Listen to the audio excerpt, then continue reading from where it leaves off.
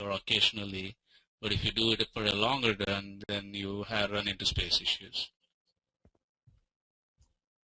Did you get it? I will put it. That's correct, sorry. Sujan, can you close that video webcam? It is actually showing your webcam. I don't know there is anything there, but close your webcam, please. Hey, Raiden, I was trying to call you. Can you hear me?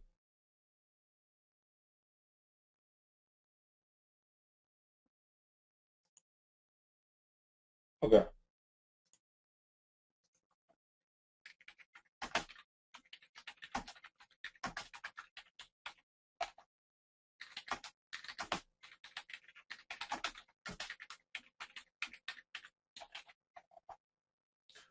Okay, so let me explain this. There are, I think, some of the questions creating multiple cells should not take too much space. That's not correct. I'm using ThinkPad T41 webcam. So why do you use webcam? Please close that webcam. I don't want to see you. Neither me or nor anybody else. I think so. But better you can close that video cam. Yes, thanks. Deepu, 1 second. Snapshot is basically delta from the point you start. Let me explain that. Okay. So see, snapshot, you got to understand that. Okay. You have to be very careful. So Raiden, can you just try to contact your friend and see if he's able to join, because he already missed one class, and today I'm going to talk about templates. Nothing much. If you know cloning, template is a piece of cake, but again, that is something important. And then I'm planning to touch on to vMotion today. All right. So let me go back here and explain. So snapshot, it is correct. When you take a snapshot, that is a point in time snapshot which you can revert back. But a snapshot, when you take a snapshot, you know that it creates a file, a VMSN file, two files basically. It creates a snapshot manager file which contains the metadata information about the snapshot, the name of the snapshot, the time, who created it, whatever notes you're putting, all those information will be there in that VMSN file. It also creates another file. Anybody know what is it? Yes, when you take a snapshot, it creates another file, a VMDK file. It's actually _001. It labeled typically with 0001, 2, 3 like that, and another file. So at the time of creation of a snapshot, that file is 0 KB. There is nothing in that file, because when you take snapshot, a lot of people think that snapshot is a backup. No, it is creating a new disk. And what is the purpose of that new disk? Can anybody tell me? It creates a new VMDK file. That is correct. What is the purpose of creating that file? Okay. All the changes, right? All the changes that are happening on that VM from that point onwards, it is getting stored in that new VMDK file. Okay, that is what that VMDK file. So coming to our question, if you have taken a snapshot, let us say on Monday,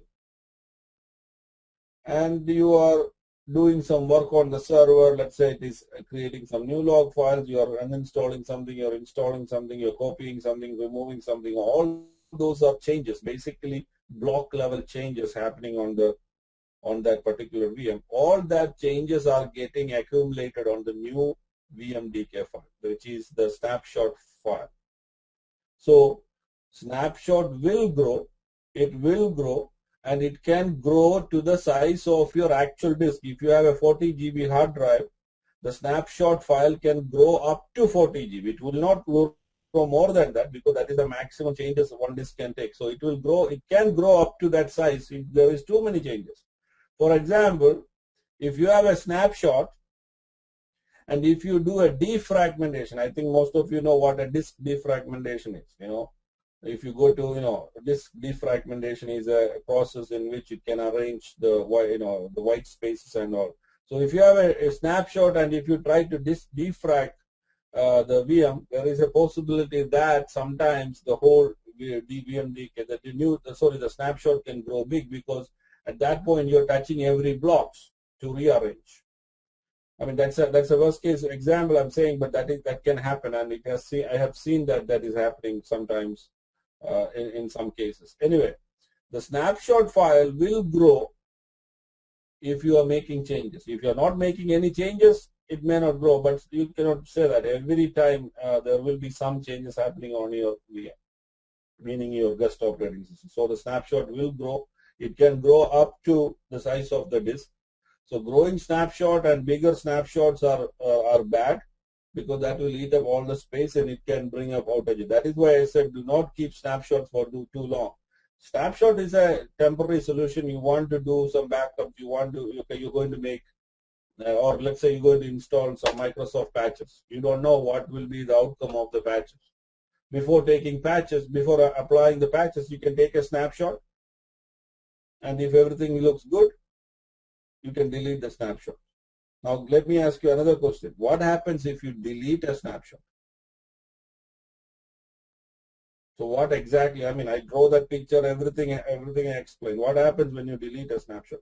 When you delete a snapshot, all the changes that were accumulated on that snapshot disk will be committed back or returned back to the base disk. That means the base disk becomes your original disk now. And then you will never be able to go back. Now all the changes you did is final. It is done. You are saying, okay, I'm good. That is when you are deleting a snapshot. Don't think that deleting a snapshot means deleting the changes you have done. No, it is the exact opposite of that. Deleting a snapshot means you are committing all the changes to the base disk. Reverting back to a snapshot is what? Reverting back means you are discarding all the changes you have done. Correct? Yes. All right. Okay. Any questions? Anybody has any doubt on that? See, that is very important. Okay, I tried to explain that in a very nice way. I think you have to read that. So snapshots are very, very important. Any questions? Anybody? You understand? I know there were so many answers I heard. I saw somebody was talking about some memory. I saw, it won't take size. That's all not correct. Okay. All right.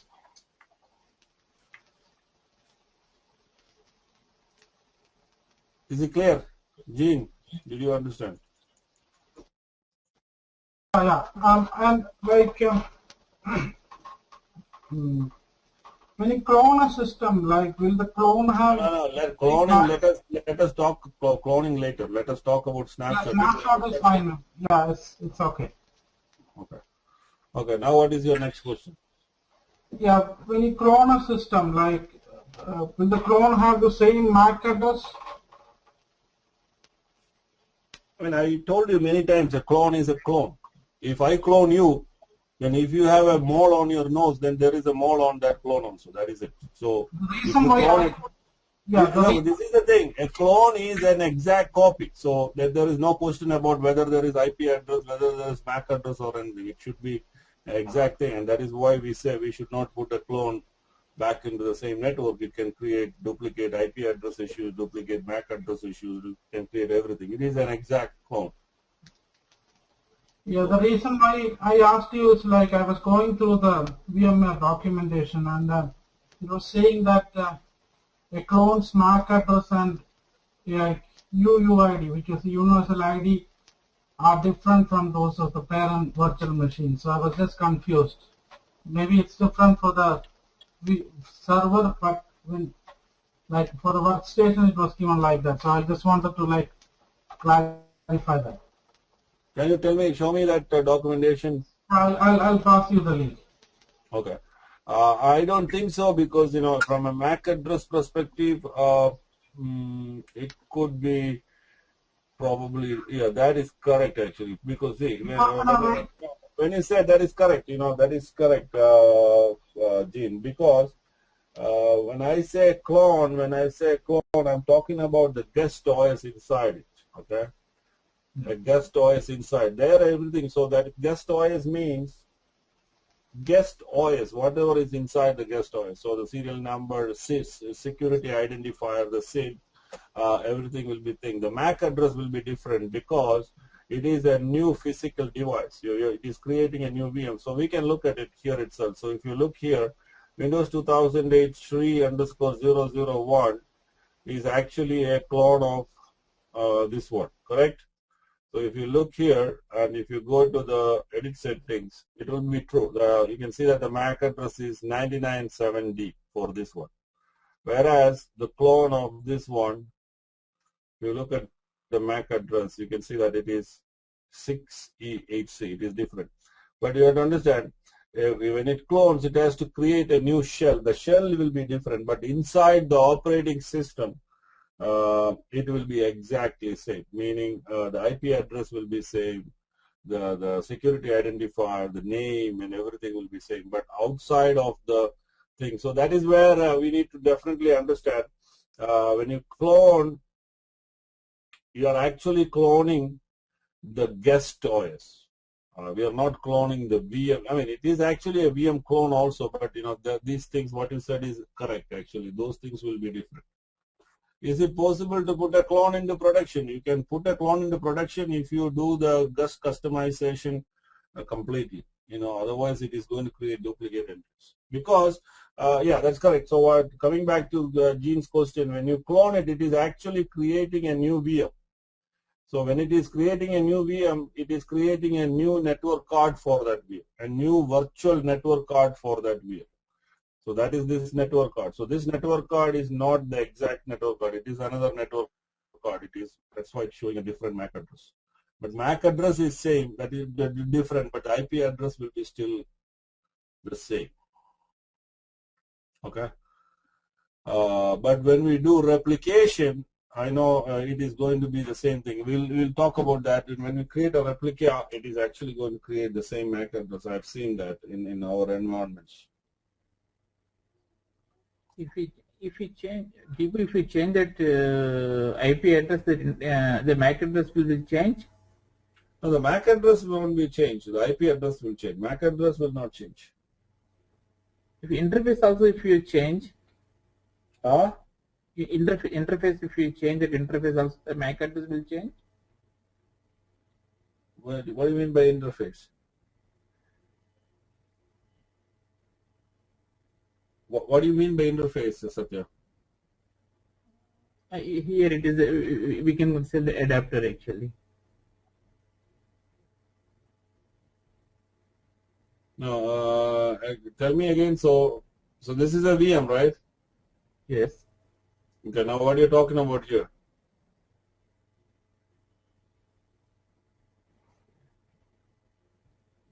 So how we can see this MAC address of that network adapter one? So this is the adapter one. This is a MAC address, right? So if you remove this and add a new adapter, it will get a new, because every device has its own unique ID. That's why it is getting a new MAC address. So if you add another network card, you can see that it is going to get another MAC address once you power on. Okay. So that will have a different MAC address. Now there are two network cards. You can see that it has a different MAC address. But when you clone, it actually gives the same thing. The MAC address will be different. What was the other thing you said, Gene, that will be different?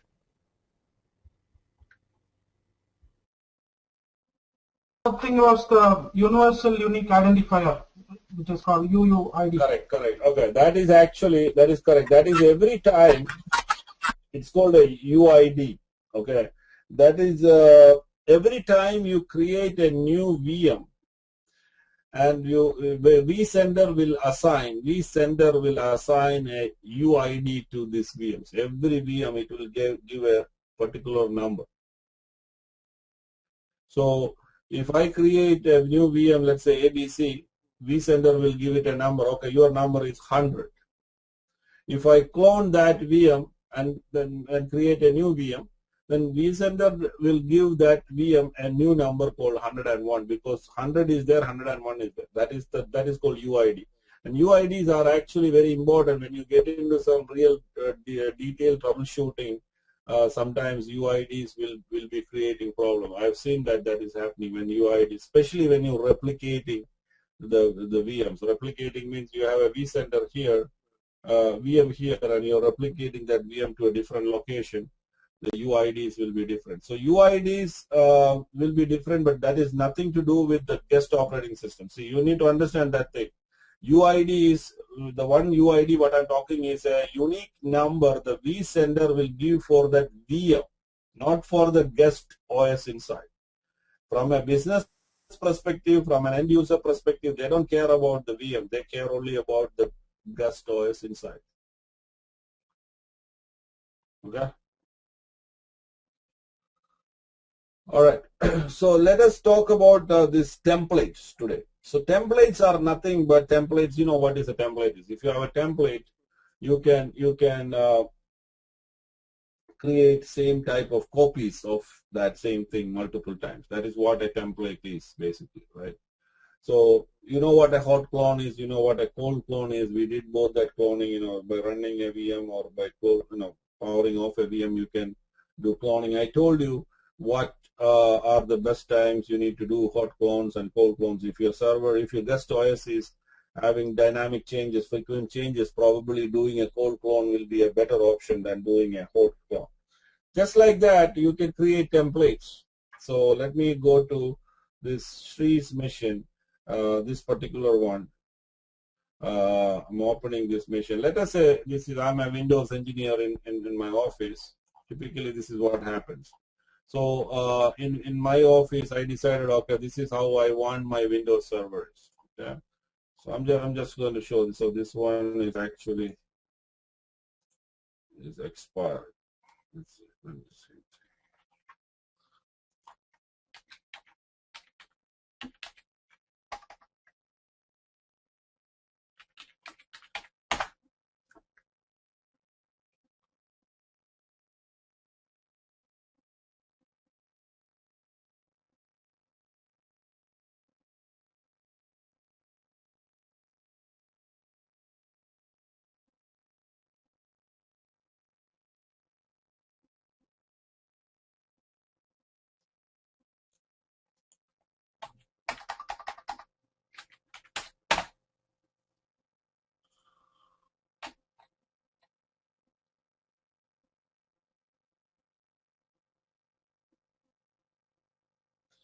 I mean, it was supposed to extend, but I think something has changed in Microsoft licensing thing, so it's a problem. I think you can do 1 or 2 times.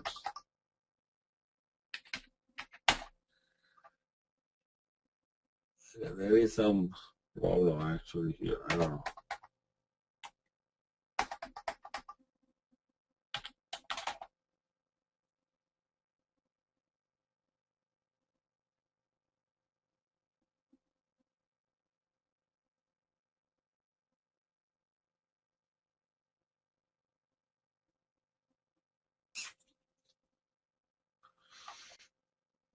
Okay.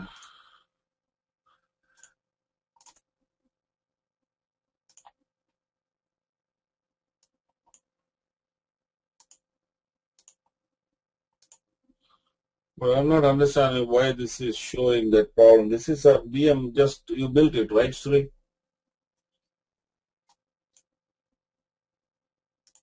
Yes. Okay, let me try this one. All right, then. It should not be showing that problem, but I'm not sure. The Raidens machine does not have an operating system. See, this is where I said, you guys to build more VMs. It's very important to have more VMs here to do all these things. Any other Windows 2008 VMs here?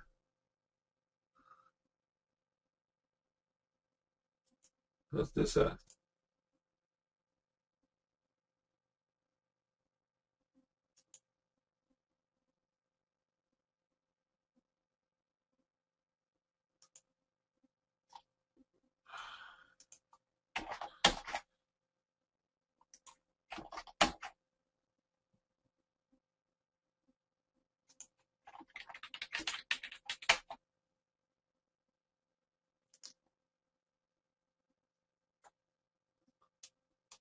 Okay, so at least I want you guys to build a few more VMs. Okay, we need more VMs to do other things. So please build some more VMs. Okay.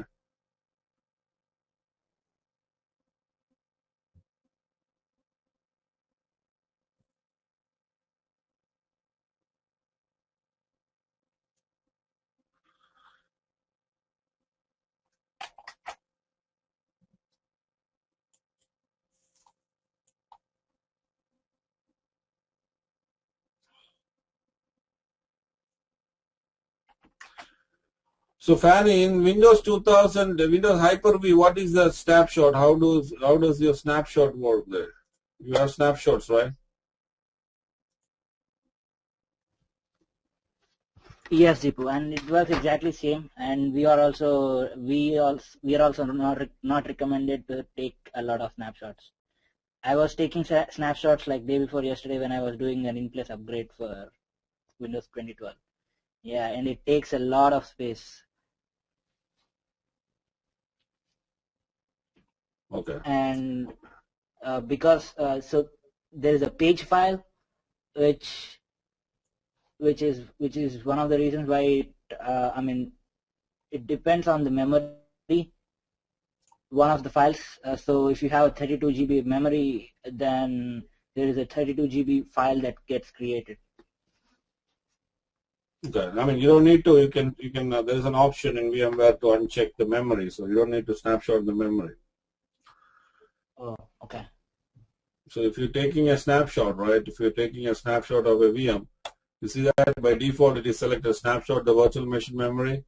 You uncheck that and take the snapshot. So if you do that, then it is going to create a copy of your memory. That is actually used only by device drivers, testers, and things like that who wants to see what was exactly in the active memory. Otherwise, you don't need to take a memory snapshot. We actually, in the class, you see that video, you can see that we actually did a test of both. I opened up a notepad and typed something, and we took a snapshot of that in-memory state. So when you revert back, it opened back with that particular notepad itself. So that is the advantage of taking a virtual machine's memory snapshot, but I don't think there is any reason for that if you are trying to do a patch upgrade or something, you know. But yeah, so that's why you're seeing the 35 GB memory, you know, that doesn't make any sense. So just for applying Microsoft patches or link upgrade or, you know, link client upgrade or whatever, you don't need to take a memory snapshot. You can just take a normal snapshot. Okay, so this VM, it is having VMware tools. I think it's pretty good. So let us say I'm a Windows engineer. You know, typically in the past I used to do this job, actually building different gold images for companies. So let's say now I just installed a Windows server. Now I'm deciding, okay, my Windows server, you know, I can go to the, you know, my company thing. I can put my company's logo here. I can you know, install all my required services. You know, I'm just showing, you know, making sure that all my services are correct. Maybe I can disable some services that I think are not needed. Do I need to install any new roles or new features? You know, I'm just saying, okay, this is what Merrill Lynch Windows Server 2008 is going to look like. So I just created all these things. I'm creating a notepad. I say, okay, whoever, when you deploy a thing, I'm creating a folder. I'm just showing something here. F2, I'm just creating a folder called, you know, ML_software. Just I'm putting something to example, okay. So I said, okay, all the Windows servers should have a desktop icon called ML_software. This is how it should look like. I installed all my required patches, you know, all Microsoft patches up to date. It is not installed, that is correct. I don't want to give it any IP address, so I'm changing that server's IP address, you know, to DHCP. I want to make sure that the network card is DHCP now, because if I deploy it with a IP address, then every VM I'm going to deploy using the template is going to come up with that IP address. So typically what I do is I will go to the network card, Make sure that it is configured for DHCP. Okay, I also don't want IP version 6. I don't want these things, so I'm just unchecking that. I'm going to IP version 6, making sure that it is configured for IP address automatically, or everything it will get from IP address. I just uncheck these things. I'm just making my standard. This is how I wanted a company thing. Let us say you are all our Windows guys. You are all Windows administrators. So now, in old days, what happens? These are all I've literally have experienced these things in my own life, where we had 10 or 15 Windows administrators. We had a long 20-page Word documentation that explains how to build Merrill Lynch standard Windows 2003 servers. It talks about a lot of things, put the CD or put the ISO image, or sometimes we deploy it using some automated method. But after the deployment, you have to do some cleanup. You have to configure that. You have to install antivirus. You have to install the other SCOM agents, HP agent. You have to define IP address. Many things you need to do.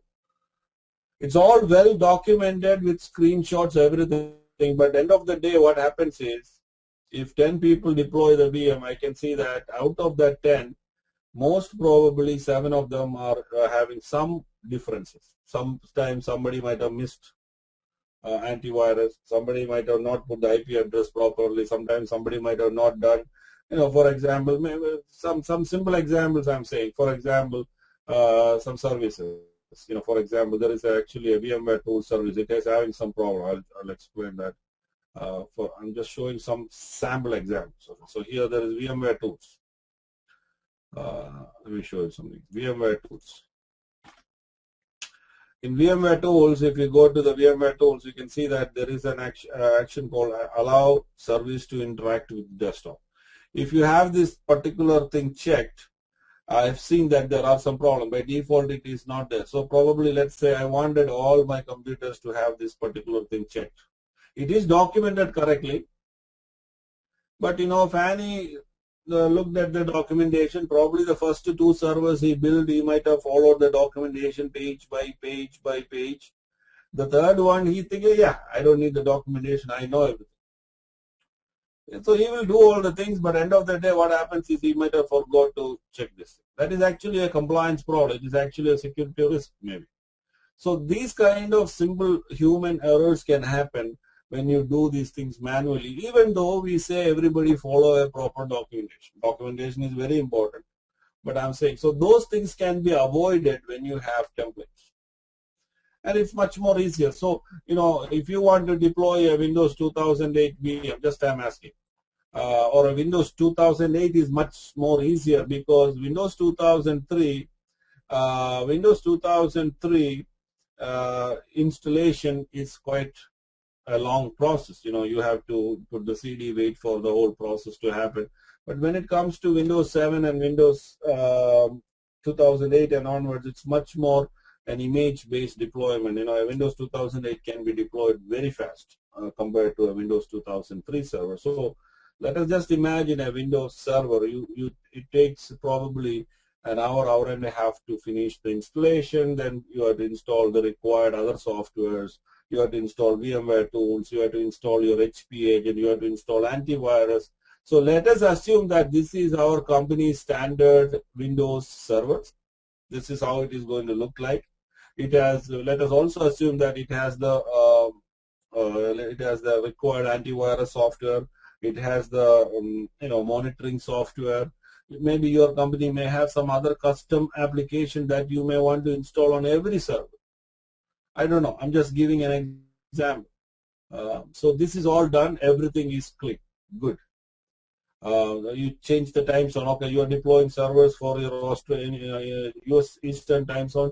Change the time zone. You can make any changes. I'm just saying customize your server, and that is what an engineer's job is. So he makes the server, and I'm satisfied. This is how it is. So basically, he wants to remove all unnecessary. This is all shortcut. You can actually remove all these things. Clean. Remove from the list. I don't want all these things. I wanted a standard build, because I don't want when somebody because when I deploy this as a template, this is the exact server they're going to get. So they don't want any of these, old commands and things like that here. Everything should be clean. So you make it clean. That's all I'm saying. I'm not going to go through the whole process. There is typically, that's how I do.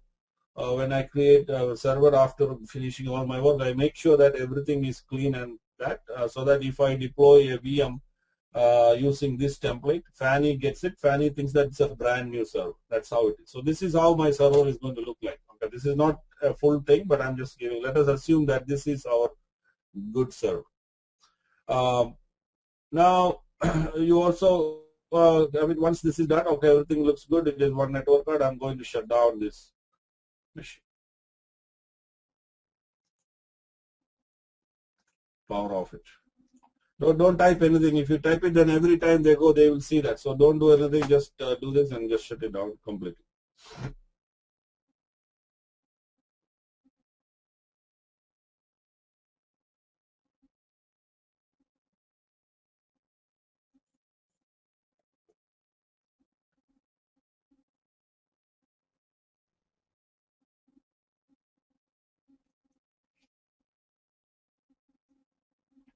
Once it is shut down, you can actually, what I want to do is I'm also going to the, see what we have done now is we customize the OS. Everything is done and they are cleanly shutting down. Okay, perfect.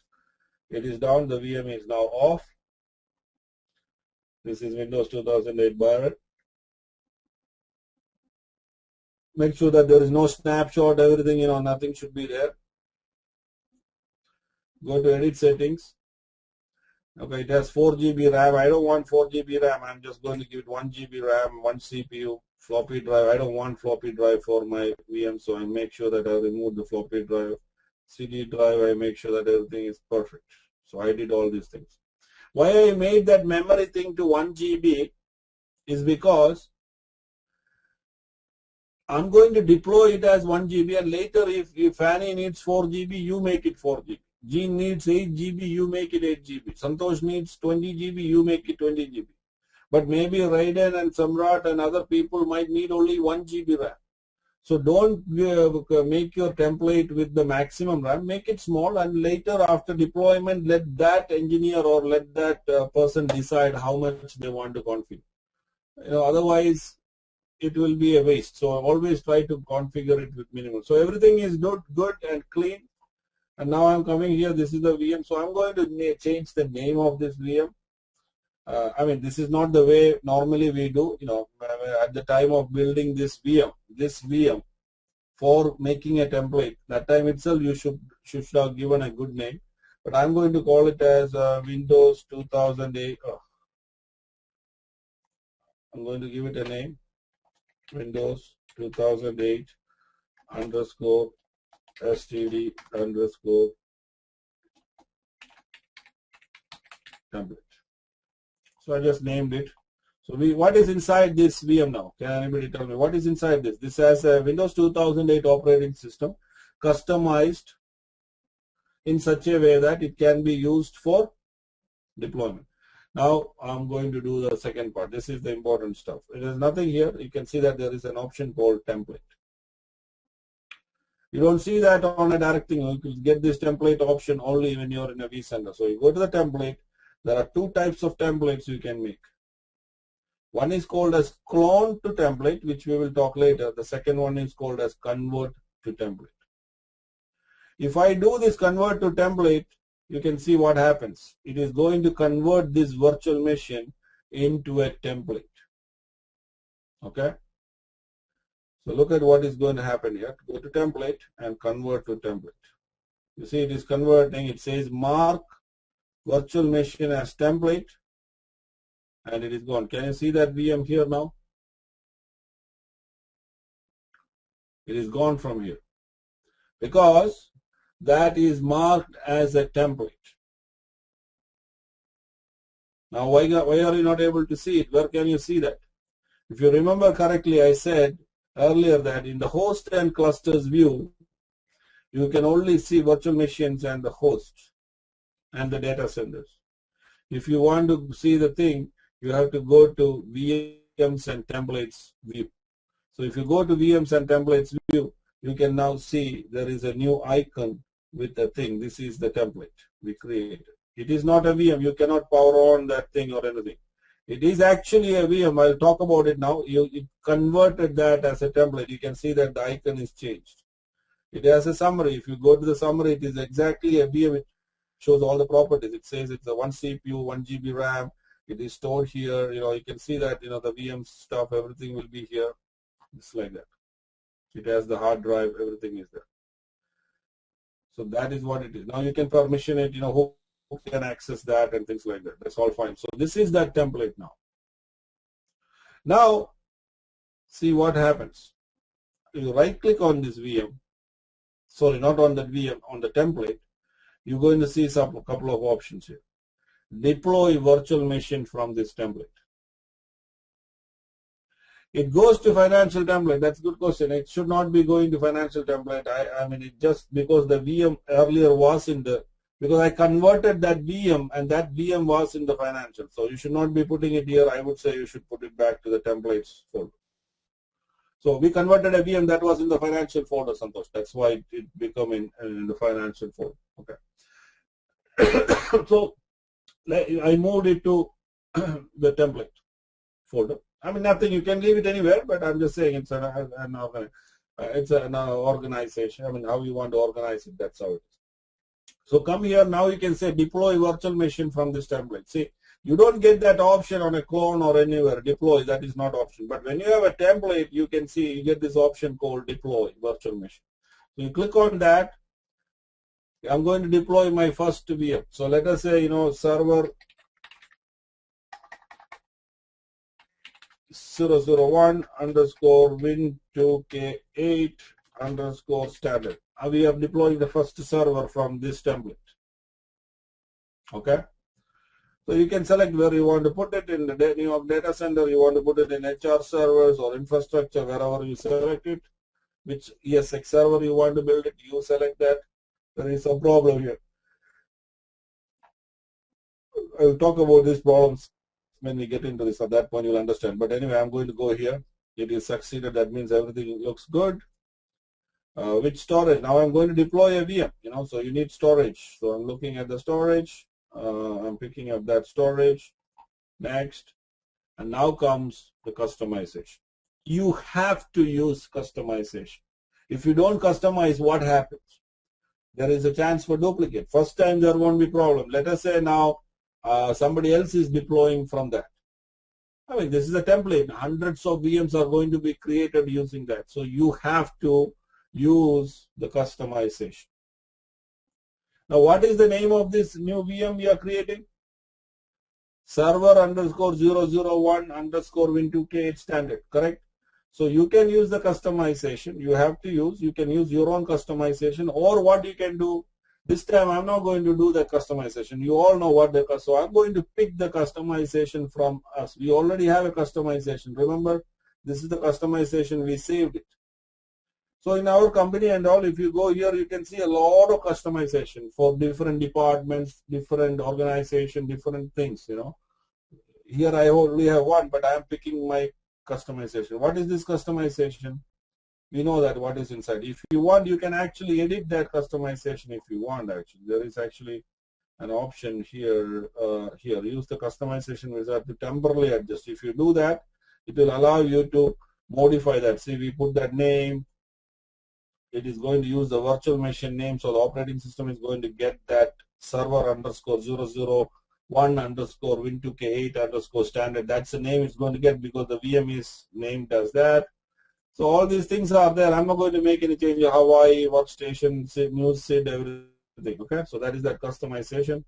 Click next and finish. And now you can see exactly, if you know carefully, you can see that it is basically doing a cloning here. It is actually cloning this VM and making a template. But the beauty here is, at the same time, you all can now try. If you are connected, you can all, don't try now, you can all deploy another virtual machine. See, from the same template, you can create another name, you can deploy. Another person can connect, you can also deploy. So multiple people can deploy from a template at the same time and use the thing. So that is the beauty of the templates. Any questions? Do you understand what I've told you so far? So now let this complete. You cannot do too many because I told you there are limitations on how many cloning you can do, especially when you have slow storage and slow servers. Try to limit your number of simultaneous cloning. Try to limit, because it can create a lot of IOPS, because cloning is what? Cloning is actually reading and writing at the same time. So there's a lot of storage activities happening during a cloning process. So if you actually go to the server, I think it is on 96, you go to the performance, and if you go to the disk operation, you can actually see that there will be a lot of disk operations probably happening now.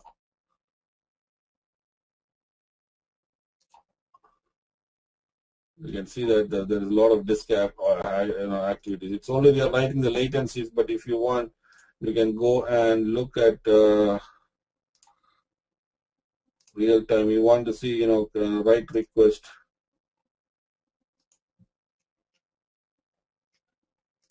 And read request.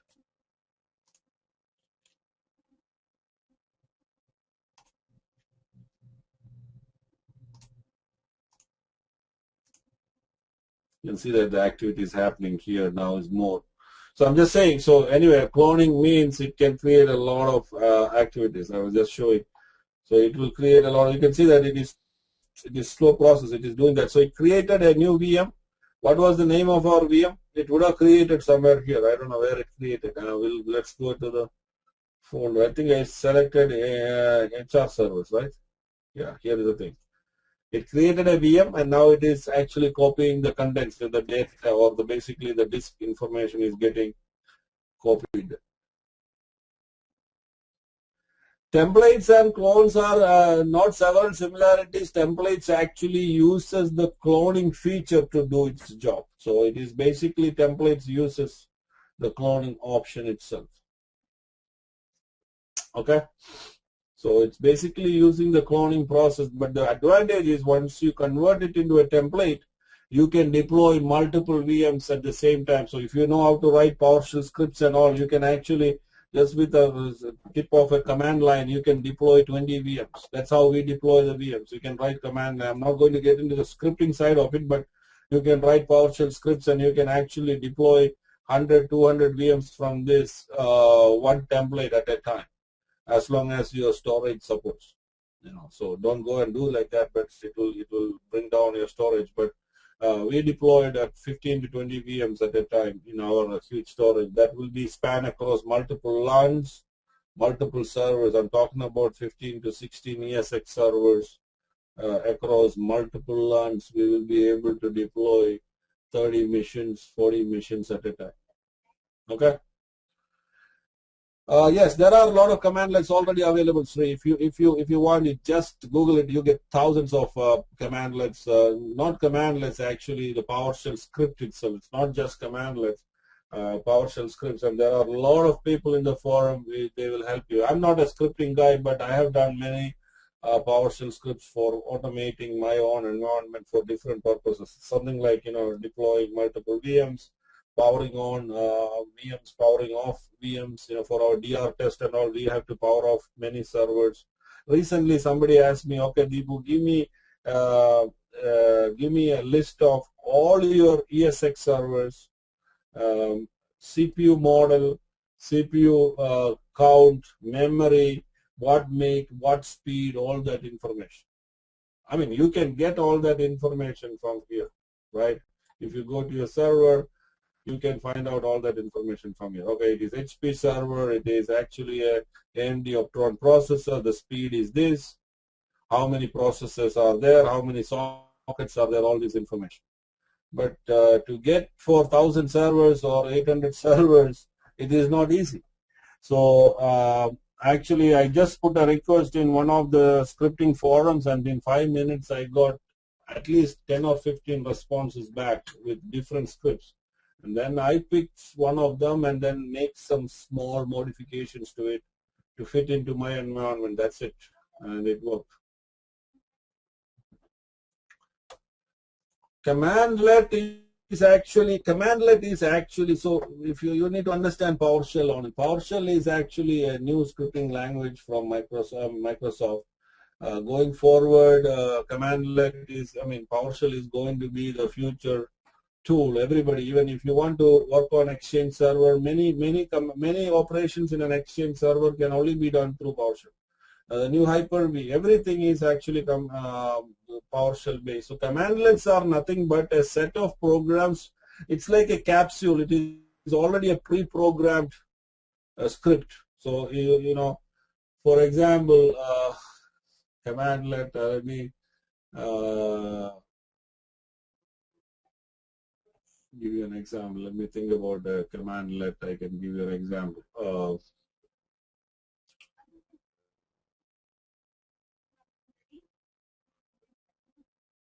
Okay, you want to see the system properties. You want to see the the system properties of a or a memory of a, okay. See here, fairly okay. There is lot of things. So commandlet is actually a what is a commandlet? And I think we can get it from the Google, the correct definition. It's actually called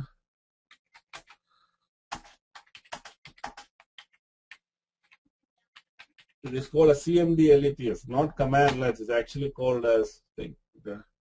So a commandlet is a lightweight command that is used in Windows PowerShell environment. The Windows PowerShell runtime invokes this. So a commandlet has certain commands inside it, actually wrapped inside it, but you don't need to know that.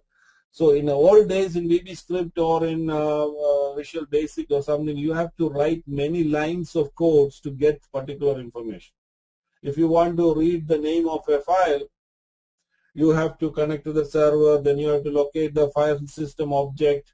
It's not like a batch file, okay? It is pretty much, it may be a batch file. Inside the batch file, you do many things to get the output. So commandlet is something like that.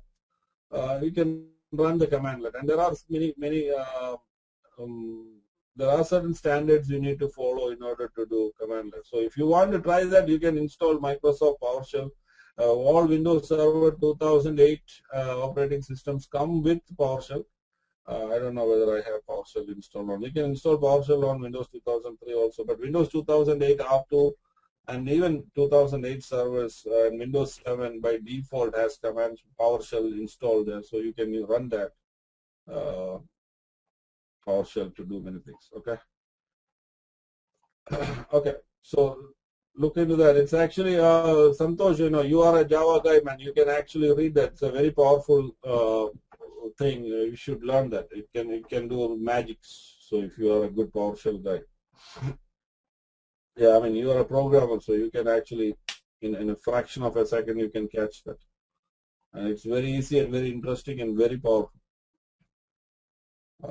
VMware itself has around 170 or 200, I believe, plus commandlets. That means for many operations.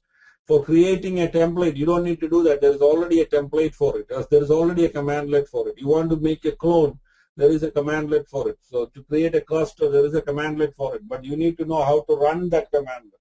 So basically, if I want to do, let us say I want to clone a VM. I know the clone VM, there is a commandlet. I don't remember the name of it.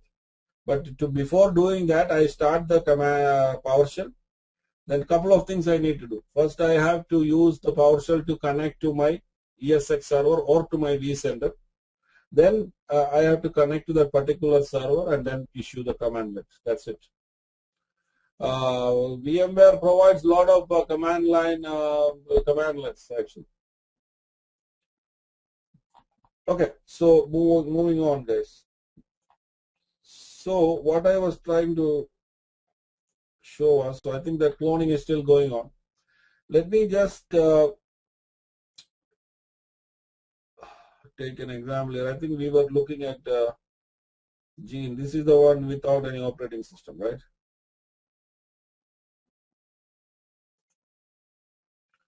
No, that has something.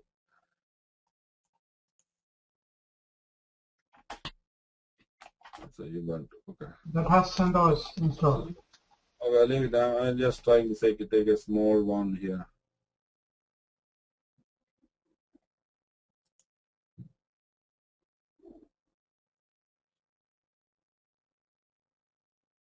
Okay, I think we can take this 3002. There is nothing here.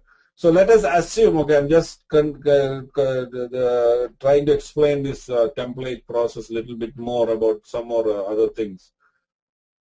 So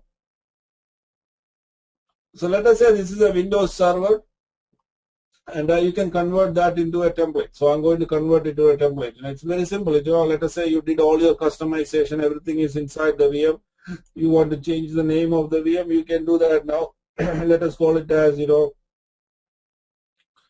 let us call it as 3_template. I'm just giving it a name. Now I'm going to convert, mark it into a template. This is now, it's not a template, it's just a VM now. So marking it as a template is a simple thing. You can go to convert to template and you can convert that to a template. You can see that it is marked that virtual machine template and it will become a template now. It is disappeared from there because we are on this view. Go to VMs and template view. You can probably see that is the template here. See, it is here. So moving that also to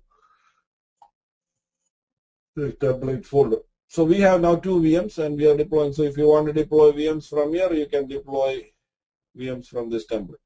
Fine, I'm not going to do that. Let us say this template was created of January of 2011. Now it is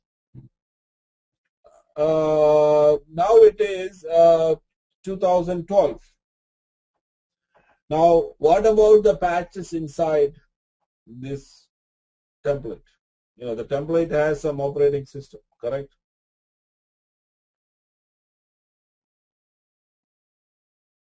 So how do you upgrade or how do you update the template? Now if I deploy in 2012, if I deploy this VM, what happens is it will deploy the VM correctly, but the VM is missing many latest patches, correct? So it is always a practice in big companies, we actually update the templates. For example, maybe over the year your company might have get rid of McAfee and now they are using Symantec endpoint protection, the new antivirus. So does it make sense to deploy new VMs with the McAfee now? No. So you need to customize or you want to edit the patches. You can install patches definitely after that, but then you're talking about installing a year worth of patches, which is not a problem. You can do that. It takes longer time. We are trying to do all this to minimize the deployment time. So if I have to deploy 5,000 VMs or 500 VMs, let us say 500 VMs, which is probably a good possibility when we are doing bigger projects, and you have 10 people working on that project. I can tell you typically around 3 to 4 hours the employees will have to spend time for patching. But instead of that, I can actually upgrade this template with the latest patches. Then we don't have to worry about that, isn't it? So once in every quarter at least, it is a good idea to revisit the template and make necessary changes and keep the template up to date so that you will not have too many gap, too much of gap. There may be many changes happen in a company. Your company might, VMware tools maybe need to be upgraded, antivirus tools might have upgraded, backup software might have upgraded. Many things would have changed in the course of the time period. So it's always a good thing. So in our office, the practice is whenever we make some major changes to the environment, we always upgrade the template. So to update the template, how do you update this template now? It is inside the template, everything. How do you update it? You cannot edit or anything here. It's a template. So what you have to do is you can convert this template just with a click of a button. You can convert to a virtual machine. So this is how you have to do it. Convert this to a template. See, it is going to come just like that.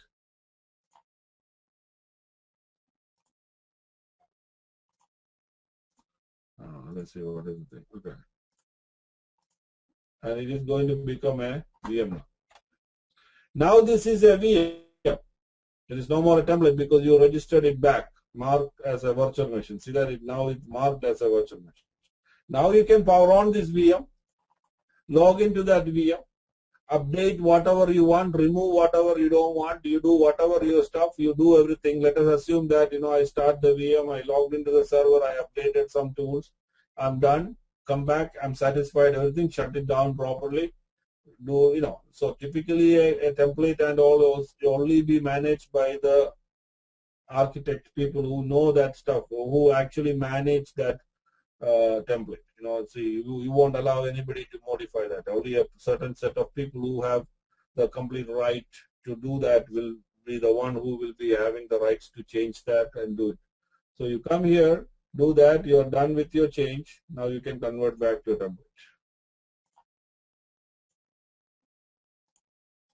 What am I doing? Convert to a template. You're done. Is that clear? So that is how you need to modify. See, these are things people can ask you for interviews. How often you manage templates? How do you manage templates? Do you take care of templates? Are you familiar with modifying templates, managing templates, and things like that? How do you create a template? I'm not going to get into the detail. Creating templates means that is what I showed. You have to prepare your operating system, how you wanted it, customize it the way you wanted it, shut it down properly, and then convert to a template. So that is what convert to a template is, and that is how you edit and do that. So then certain cases, most of the time, 99% time, that is what people do.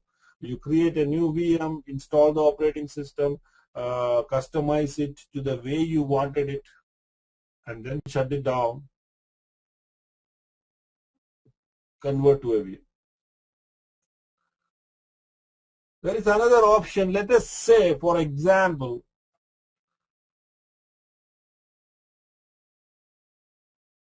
just now in 5 minutes my boss came and said, hey Deepu, you know what? I need 25 machines of this type. Gene_Windows 7 64-bit. Whatever is in it, let us assume that this VM has some applications installed, it has some stuff. He came and tell me, hey Deepu, I need 25 machines of the same type to be deployed in the next 2 hours. Can you do that? This is a very critical server in the environment. That cannot go down. So how can you do that? That is where, so you don't want to shut down this VM, but you want to create a template out of this running VM. You can do that by coming to things, and you can say clone to template. It is nothing but that we are doing a hot clone. What it does is it makes a hot clone of this and then mark that clone into a template. It's as simple as that. There is nothing rocket science here. That's why I said once you understand cloning, templates is nothing but a big thing. But the important thing about template is these are the things. You can deploy multiple VMs and how do you modify the template and things like that. You understand what I'm saying? So I'm going to show you this, how I'm going to do this clone to template. So the VM is currently running. You can see that it is green, it is running. I'm coming here, I'm coming to template, and I'm going to say clone to template. Give it a new name. So now it is a new name. So let us call it as new_template_win7 for a project. Putting it on Windows template. Now I'm creating a clone. That's why it is giving me the option to select the folders. Earlier we were converting it to a template. That time you don't have to select folders. It converted wherever it was. But now you are making a whole new VM and going to mark it as a template. But first you need to clone that VM to do that. So do this. Select your server, whatever you want.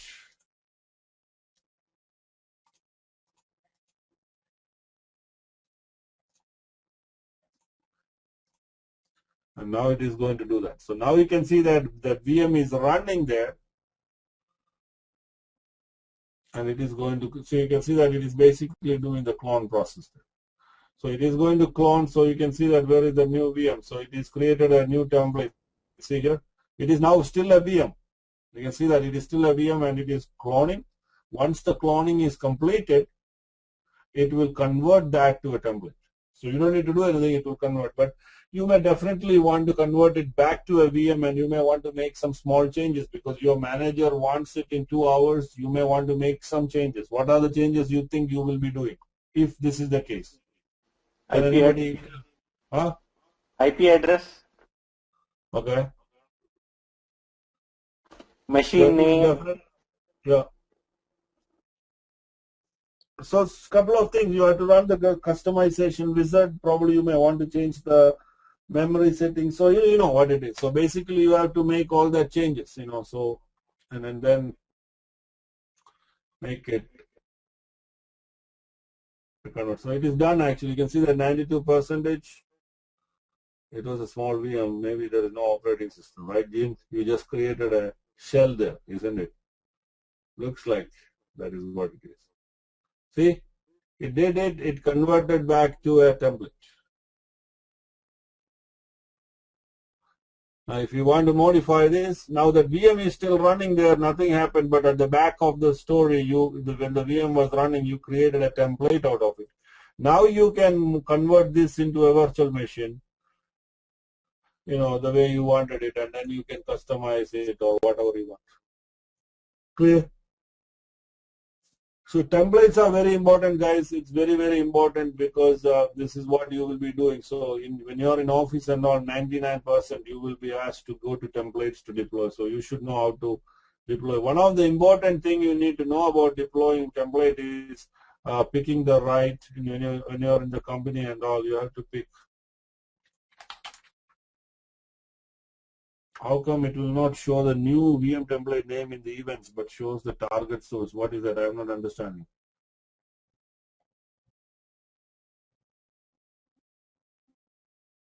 Basically, if you take a look at the down, it's giving the like a name, what it is doing, and the target name, and it is giving all the process, right? You are cloning. That is the one you are cloning, and that is the actual VM you are doing, right? Yes. Everything you are doing on the VM, so it's just showing that.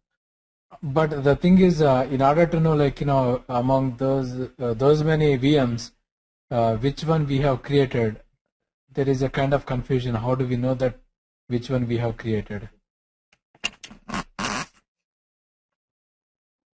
See, you have to first understand, this is all I'm showing in the lab. You got to make your sense. Here is the thing. So let us say I'm going to make, my today's job is to install and configure a new Windows 2012 server. I'm going to use it as a template. So I'm the engineer, I'm the Windows engineer.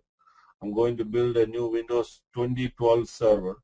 So what I will do is I'll come here, new virtual machine, custom, next. I call it as server underscore 2012 underscore template. This is the name I will give and put it in the template folder. Next, I selected my host. Next, version 8. That 2012 option is there on VMware 5 onwards. So you can select 2012, do all the things, whatever customization you want, 4 GB RAM. Especially never, if you're going to make it to a template and all, I would of course recommend to put this in an isolated network, because when you deploy the template, it will come in isolated, and then you decide which port group you want to change. Your server may have many port groups, many VLANs, so you don't know what VM IP address you're going to give for your new VM. Anyway, so select whatever that one. 40 GB hard drive, you want to make it thin provision, fine.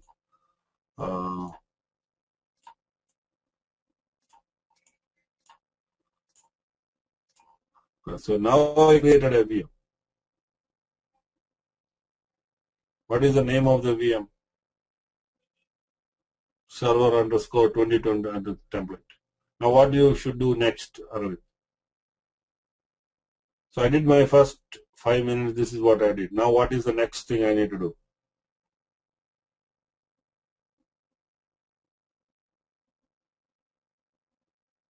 I will answer your question, but tell me now what I need to do next.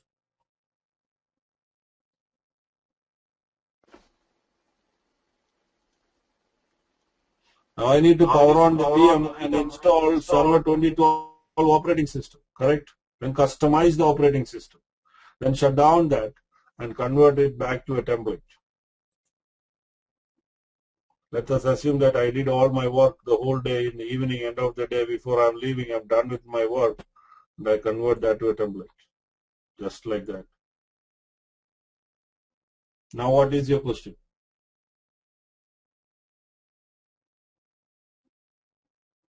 Now tell me, what is your question? You were asking about some tracing. My question is, basically, like, my question is, let's say I have created a VM from a template, and I have selected a folder. I'm supposed to select like folder A, but for some reason, like, I don't know which folder I have selected, or like, which server or cluster that I have selected, and it has been created. And I realized, like, I have done some mistake somewhere, and I wanted to see, like, where my this new VM is been created. Do you know the name of your VM? For instance, if I forget or if I do some typo. With the event, is there any way that I can find? If you create a new VM or anything like that, you can go to the events, task and events. You can see all the things you created here. If you go here, click on the vCenter here and go to task and events. Here you can see everything. See virtual machine Gene disconnected successfully. You can see the reconfigured server dataset. Create a new virtual machine. You can see that here. Every information will be here. Server, I just created server 2012 templates, which data store, all the information will be there. Okay, sounds good. All right, so guys, that is what the template is. Try to read about. There will be more information about templates, but I think it is very important to understand these templates and try to do this some couple of stuff. Okay, so the important thing is how to modify templates. What is people? There is nothing much rocket science here, but when you go there, they will ask you what is the difference between a clone to template and convert to template. I have seen that in many places. People ask that question.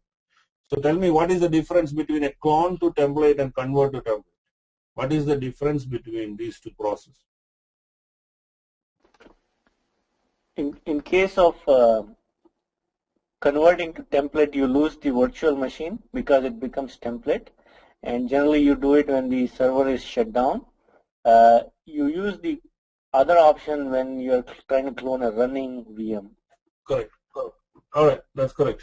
All right, so now that is fine, guys. So I'm moving on to thing. It's already 9:48 actually. What I wanted to talk about. So that is template. There is nothing much there. I just wanted to know. So now typically I try to finish the cloning and template in one day, but we talked more about cloning the other day. But I think it's clear, and you guys try, and if your questions come back. But there is, as I said, there is always a lot more information related to that will be there, but you have to read. So when you read, you may get much more thing, and if you read that Scott Lowe's book, I think you will get much more information. Coming to,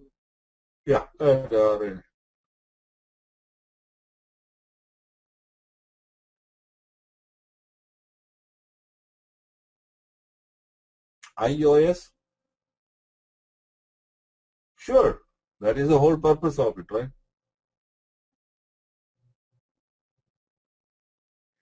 I think you guys still have a confusion on this cloning. Let me explain this. Let us assume that this is a VM. This is a shell of a VM. There is nothing inside this. We created a VM, 2 GB RAM, 1 CPU, 1 network card, 40 GB hard drive, everything. This is a VM.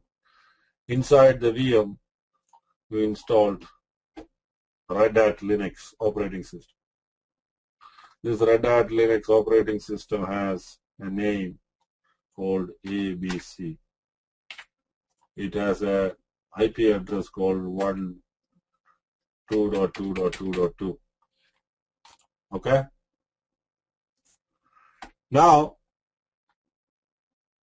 I'm going to clone this VM.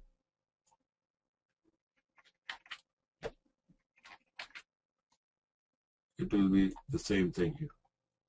With a few changes like Gene mentioned earlier, the MAC address of the network card. That means a MAC address is on a network card of this shell. So there will be a MAC address. Here also there is a network card. It will be a different MAC address. Here it will be like this. So that's a different thing, but forget about that. But this thing is exactly going to be same as this. So when you make a clone, it is going to be the same thing. When you deploy a VM from this, that will be exactly same as this. When you deploy another one from here, it will be same as this. When you deploy another one, it will be same as this. Now, how can you make all these things different? You cannot use everything same, right? Because they're all going to have same name, ABC, they're all going to have the same IP address. How can you change that? Right?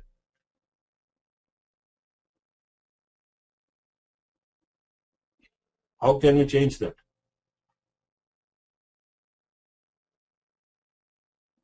No. Okay. Template, and Aravind said that's not correct. Can anybody tell me an answer? Correct answer. I'm looking for a correct answer for that. No, Santosh, your chance also is over. Not that. Satya, isolated. No, that's not correct. Customize the OS after the installation. That's correct. By using the Gust OS customization. That is the thing you have to use. The customization wizard. That is what you run. Every time you clone, every time you deploy a template, you have to do the customization as the last option. Correct? That customization will make these changes. It will customize. It will change the name to DDD. It will change the IP address to whatever it may join the domain. You understand what I'm trying to tell you? Right? Guys, anybody has any doubt?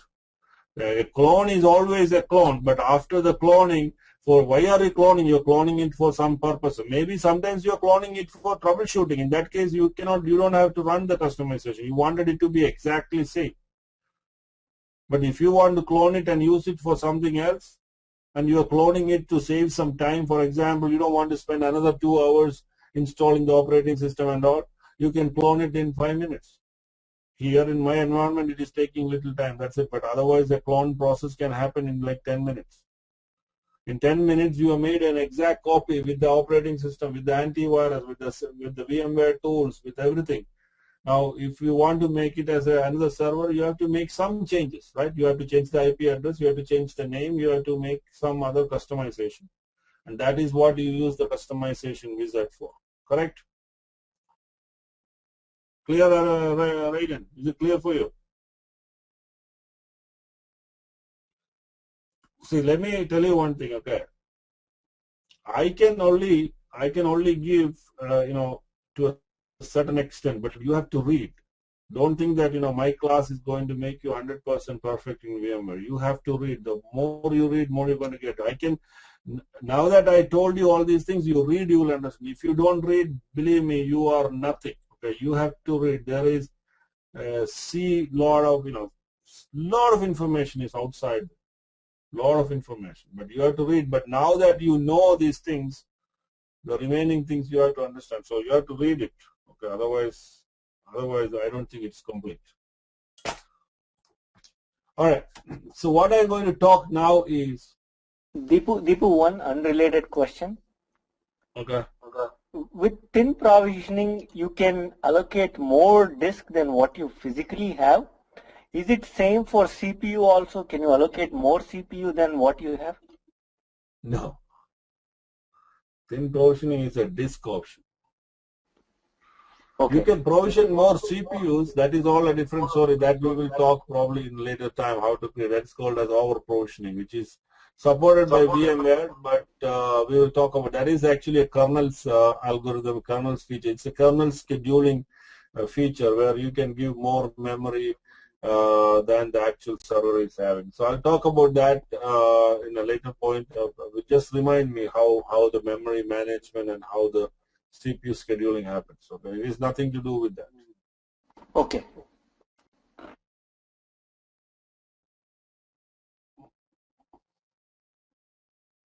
So I'm going to talk about vMotion now. We will probably do vMotion actual test tomorrow, but I wanted to talk about how vMotion works, what are the prerequisites for vMotion and things like that. Okay, and tomorrow, starting, Santosh, remind me, I will probably talk about that memory management technique. Otherwise, I will talk about that in a little bit later section when we get into DRS. Probably I'll talk. So vMotion. How many of you know what is vMotion or live migration in Hyper-V? So what is that process? What is that? Can you give me a definition? Franny, you tell me. Let's hear from you first. What is vMotion or what is live migration?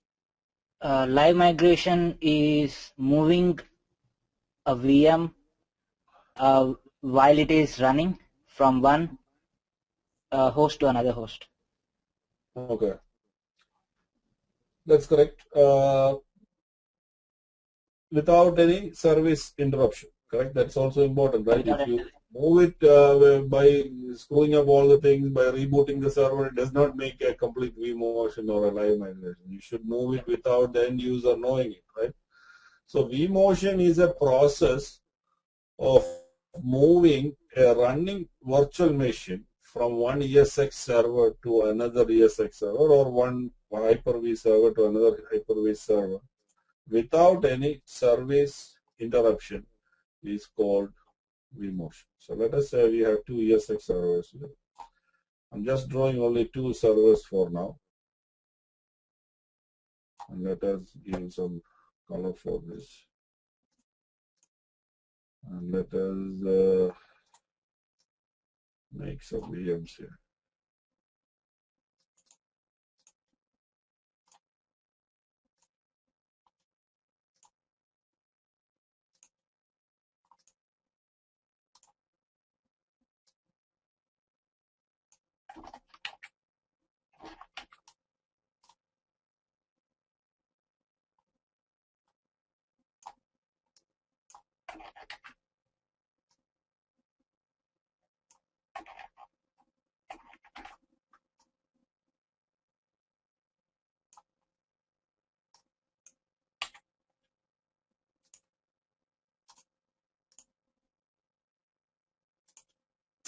So let us say this is two ESX servers, and these two ESX servers are running, you know, in a data center and things like that. There are connections. I'll talk about all that later.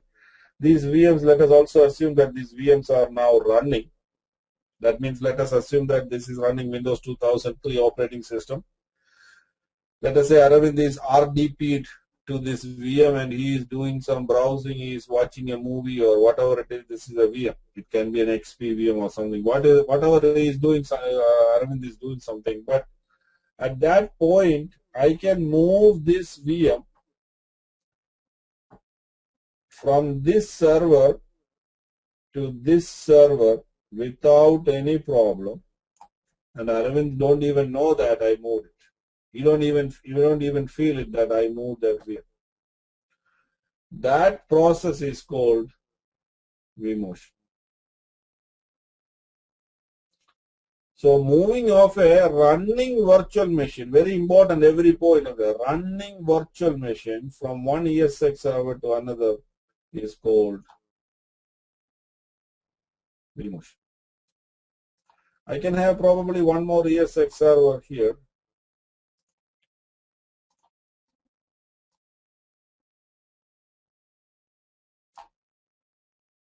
Let me put one more server here.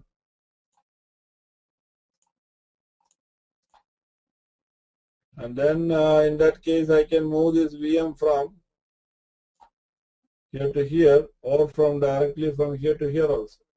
That's also vMotion. You can move it between any host in a cluster or in a data center. We'll talk about those things later. But that process is called vMotion. Let us say this VM is powered off. This VM is there. It is currently sitting on this server. It is off. I can move this VM from this host to this host, or from this host to this host. Is that called vMotion? That is not vMotion. So that is why I was clearly specifying vMotion is the process of migrating a running virtual machine. Moving a powered off virtual machine is called as migration. You can do a migration of a running VM from one place to another. But if you can move a running virtual machine without any service interruption between ESX servers, that is what is called vMotion or live migration in Hyper-V. It's exactly same concept. Okay. Now, Fanny, next question. So, in order to do this live migration, what are the things you need as prerequisites? What are the prerequisites for doing vMotion? Not exactly. So shared storage. These days, previously it was required, but now you don't even need shared storage. You can live migrate to standalone from one standalone host to another standalone host. Okay. You need that is available. That is available in Hyper-V now. Yes. Okay. When onwards? This 2012. Huh? The 2012. The 2012 is having that, right? Yes. Okay. The older ones require shared storage. So let us not talk about that. Let us talk about shared storage. That is a new whole different. It's called Unity migration and all. Let's not talk about that. Let us talk about the other thing. Okay. So you need shared storage. Okay. Yes, and you need both the hosts to have similar configurations. Meaning, so one of the so it needs to have enough RAM, memory, and storage available so that you can move it. Okay. And I think that's it. Okay. That is if I am giving 10 marks, if I am putting mark, I will give you 2 marks for that. You know, I mean, I'm just telling if I am giving 10 marks, if I'm supposed to give, the maximum mark is 10 marks, and if you answer that way, I will give you only 2 marks for what you said. Probably the 2 marks is for the shared storage thing you said. All right, that's fine. So, in order to do vMotion, you guys take a note of this, okay, if you want. There are some prerequisites for doing vMotion. I'm not talking about storage, live migration. We're talking about VMware stuff here. Okay? So one of the first prerequisite is shared storage. We talk about it. What is shared storage?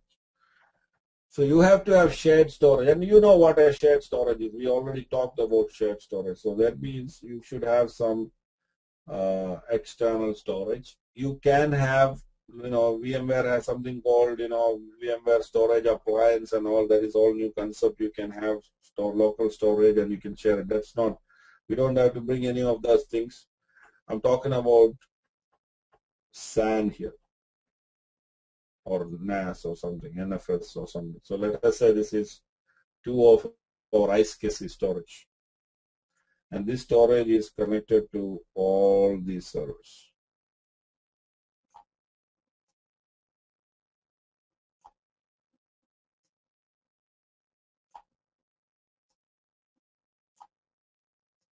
Okay, are you all agree? These 2 storages, these are 2 LANs. Let us say these are 200 GB LANs.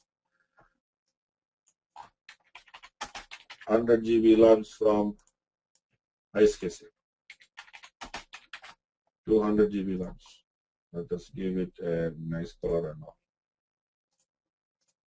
These are the 2 LANs. These servers also have some local storage. We were learning that, right? When you build an ESX server, every server will have some local storage, correct? I'm just putting that storage here. And that storage will have basically the operating system, the VM kernel and all is running there, right? The binaries for the OS. Let us put that is in this color. And you have a, you definitely see that when you build an ESX server, there will be you can create there will be some extra space, and you can create VMFS and all. There will be so let us assume that these are the local VMFS storage, but I'm not going to create any VM. In a real life environment, nobody creates VMs on these local storage. Today, like Fanny said, with 2012 VMware vSphere 5.1, the technology has changed. You can do vMotion between VMs that are sitting here also. There is no real requirement for shared storage, but that is just for adding features these companies are doing, but I don't think anybody really want to do that. It is going to be always shared storage. Even going forward, it is going to be shared storage, because you cannot have that vMotion without shared storage is good for small companies. Let us say I have a small company and I wanted to have 5 VMs, but I don't have the budget to buy a SAN, and I want to do vMotion. That is a solution. So these are all solutions for small companies. When you talk about somebody is on speakerphone, if you can mute, it will be great, guys. I don't know who it is, but please mute. So let us not forget about that local storage concept. Local storage concept is all for small companies. So let us talk about real life environments, shared storage. So this is the environment. Every server has some storage. Just to make you guys understand that storage is there, let us forget about that for now. So we have 3 VMs here.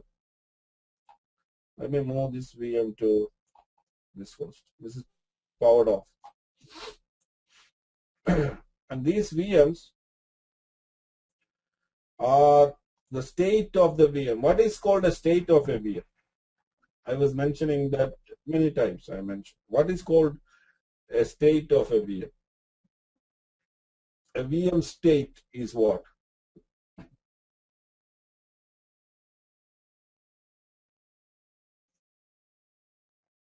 Okay, that's not correct. Power on no.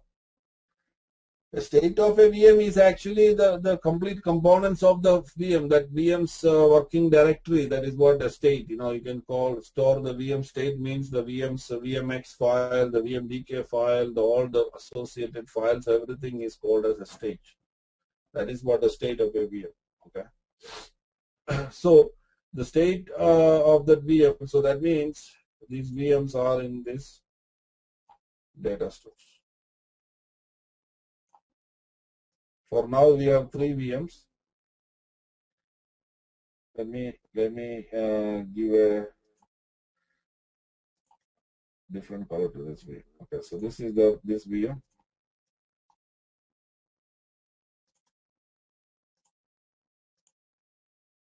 This is that VM. This is the pink VM. Okay. So these are the 3 VMs that are running on 3 different ESX servers, and their state or their files, everything is on the LUN. So in every LUN, so let us say this is your iSCSI underscore storage 1, and this is iSCSI underscore storage 2. Let us name it. We have the storage, right? iSCSI underscore storage 01.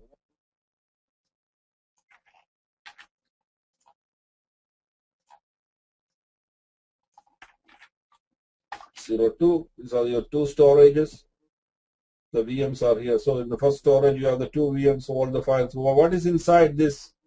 Inside this green thing, what is inside this? Can anybody tell me?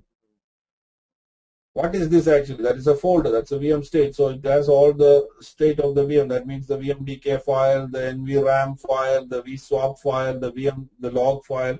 If it is having a template, the template file, everything. So that is called the state of everything is here. Okay, the VM is currently running here. Is it possible to run this VM on this host like this? Is it possible?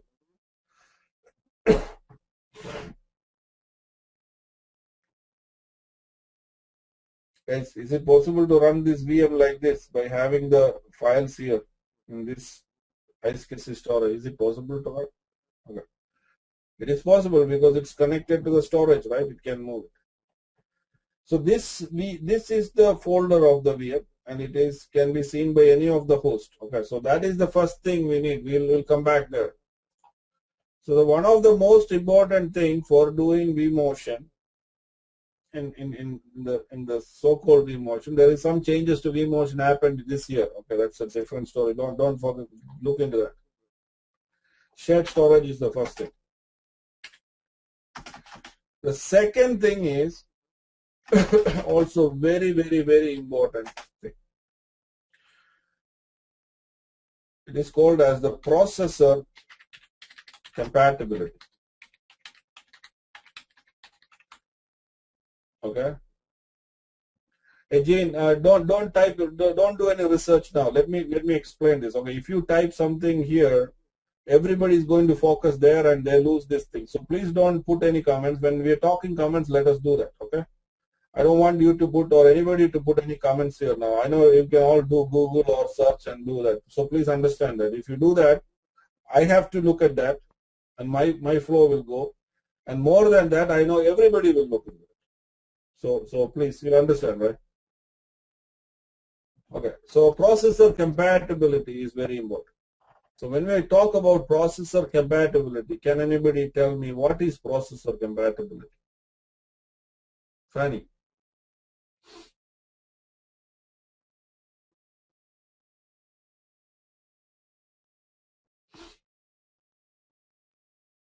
$86 or $64. Okay. Okay, that's not the thing. Okay. Anybody else? Fanny, same type. What do you mean by same type? Okay. Slots. x86. Okay. I mean, it's not just x86. Processor compatibility means the processors running on these ESX servers. If you are trying to vMotion, let us also name our ESX servers a name. Okay. Let us say this first one is A, the second one is B, and let us say the third one is C. Okay. So going forward, I'm going to represent these ESX servers A, B, C. So I'm going to move the VM. So let us call this VM as small a, this one as small b, and small c. So if I'm going to vMotion the small a from server capital A, I think that's not good. I will put it as X, Y, and Z. Okay. Let us say I'm going to vMotion X from server A to server B. Then this VM is currently running, right? So it is using the processor of A right now, right? Every processor has something called as a feature set, you know, a family. Every processor has some family. Every processor has some feature set. What all processors are you guys familiar with? Can you tell me some processor models? Many processors. You know, if you take about Intel, Intel has a Intel, you know that Xeon processor. After that, Intel has Celeron processor. Then they had a Pendrain processor.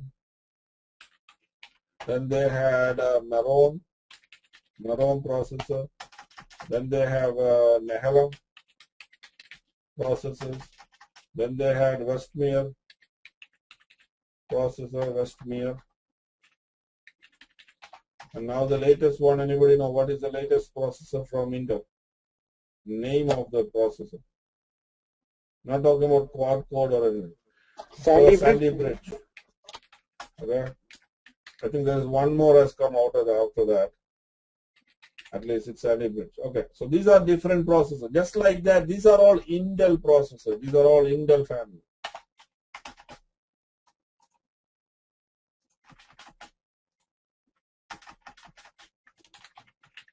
Intel processors. Now when you look at AMD processors, these are the two major AMD processors. Is that the only two companies that makes processors, or is there any other company? There are many other companies, but they are not famous. There are many companies that make, Apple has their own processors. Many IBM servers, some servers have their own processor. There are many companies that make different processors. Okay? And processor, don't think that the processor that is running on a computer is our core processor. Your iPhone, your phone, even your small devices, that toys you buy may also have a processor. There are different processor manufacturers in the world, and they make different type of processor. We are talking about the server type processors. Basically, Intel and AMD are the front runners. So AMD processors, there are actually they are called generation 1 processor, generation 2 processors. It's actually AMD Optrons, like Intel Pentium. These are all Intel Pentiums. Okay. Intel Pentium, Celeron, not Celeron is actually, Celeron is an exceptional case. Intel Pentium, Penryn, Merom, Nehalem, these are all Pentium families. Generation 1, generation 2, I think they have something called Greyhound and things like that. They also have some names. I'm not very familiar with all the names, but AMD also has different names. So, what I'm trying to tell you here is, it's not just that. So, you cannot vMotion between A and B for sure if A and B are running two types of processors. Means if A is running Intel processor and B is running an AMD processor, absolutely you cannot do vMotion because there are two different types of processors. The processor family has to be same. When I say the processor family has to be same, it doesn't mean that you can vMotion between two Intel processors. For example, let us say you have running, this is running Sandy Bridge processor, Intel Sandy Bridge, and this is running Intel Celeron processor. You cannot vMotion between them. Okay, family wise, maybe you can say, oh, they are not family actually, what do you call it? Product name or company name, Intel. They both are Intel. Oh, now they both are Intel. I can do vMotion. You cannot do vMotion. The processor family has to be same. When I say processor family has to be same, you need to read more into the processor thing. When it comes to processor family, let me explain that something here. So if you look here, this one, it is AMD Optron family. So Intel Celeron processors are one family, Intel Pentium processors are different family. So that means you cannot vMotion between an Intel Celeron processor and an Intel Pentium processor because they both are two different families. But I am saying Intel Merom processor and Intel Penryn processor, they both are from the same Pentium family. Can you vMotion between them? There is also a problem. Even though the processors belongs to the same family, you may not be able to do vMotion. There are certain things called feature set for the processor. So I'm getting into the core of it. Okay, you have to understand it that way. We talked about AMD and all. Now we moved from AMD. You cannot do vMotion between two Intel. You cannot do between two family because Intel Celeron and Intel Penryn are different. Pentium are different families. Now I'm talking about something called feature set of a processor.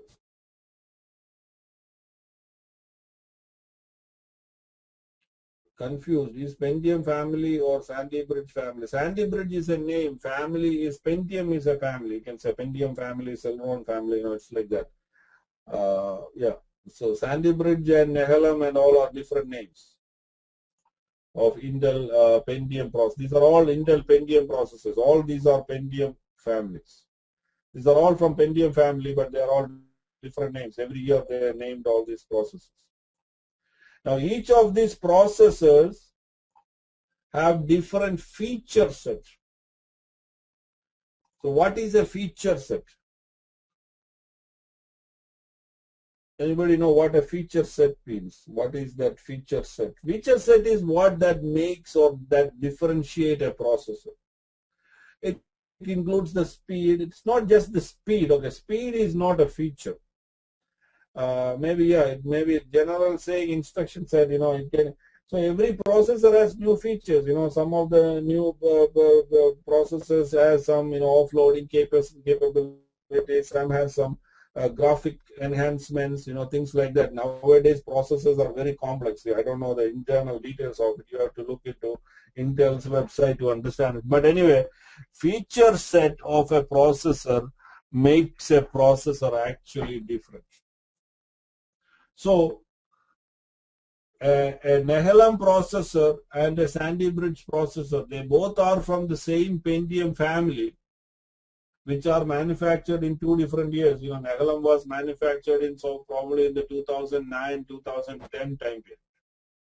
Sandy Bridge is 2011 processor. So there's a 2-year gap. There is a lot of differences. So it is basically, they are from the same family, but feature sets are different. Okay, now I'm telling you can only vMotion between 2 processors as long as their feature sets are pretty much same. I mean, there are small changes and all is okay. I'm not going, you don't need to worry about small changes and all is okay. But you may not be able to do vMotion between different families. For example, let us say I have one server running Penryn processor and another one running Westmere processor. Both are Intel, both are Pentium. One is Penryn processor, which was manufactured in 2007, and another one is Nehalem processor, which is manufactured in 2009. You may not be able to do vMotion. So why can't you vMotion between those 2 processes? What do you think? Why do you think it is not possible? Because when you have a processor, that processor writes the information to the actual memory. So every server, you have a memory, right? That is what the active state of a VM, operating system is stored. So let us say this VM is running, correct? Let us say this VM is running. And that VM's current state, that whatever is in that running, is actually stored in the memory of this particular ESX server's memory. I'm just putting that same color here to understand, make you understand it, okay? So that part is what that memory is. So whatever you see in the screen is actually in this memory. And that is stored in the memory based on the instructions from whom? From this processor, correct? Let's say this is the processor. This processor is doing the instructions. It is actually the instruction set. Based on that, it is storing all these in different address locations. I'm not going to get into that binary level, guys. I think that will be a problem for some, may not be a problem for, you can have from 000 to FFF location, so it's in the memory. So the processor knows where to store, where to get it, read and write, everything processor do based on the feature set of that processor. So it writes all the information here. So I'm going to move this VM from here. So let us say this is running Penryn processor. Okay. Now here I have another ESX server, which is also having a processor. But this processor is a Nehalem processor. This ESX server also has the so-called memory, the physical RAM. And in that RAM, what is there now? Can anybody tell me what is inside this RAM now?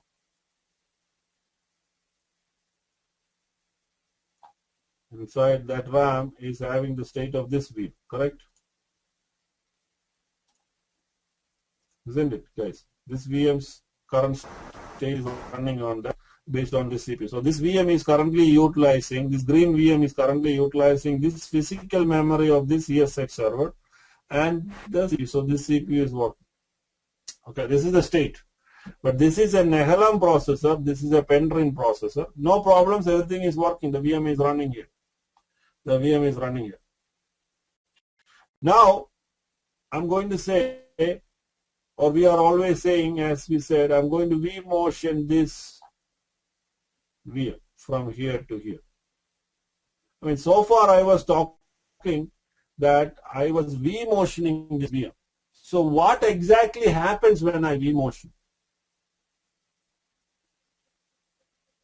The VM's state, that means if the VM has a VMX file, the VM has a disk file, the VMDK file, everything is actually inside this. That can be seen by this server. But the current state of the VM, current state means the active state of the VM is actually in this memory, correct? When I say the VM means not the VM, the guest operating system state is what I'm talking about. The guest operating system is actually running here, isn't it? Anybody has any doubt on that? Let us say you have a notepad open on this VM. Yeah, let me put that into, then that makes more sense. Let me say this is a notepad inside this VM. Where is this notepad actually sitting? It is actually in the memory, right? In that memory, you can see that notepad. Can you see that small yellow thing, guys? Can you see that? So if you are seeing a notepad here, that notepad is actually running in the memory. Just like this paintbrush here, if you go to the task manager and go to the processes, you can see paintbrush here. You can see that paintbrush is running here.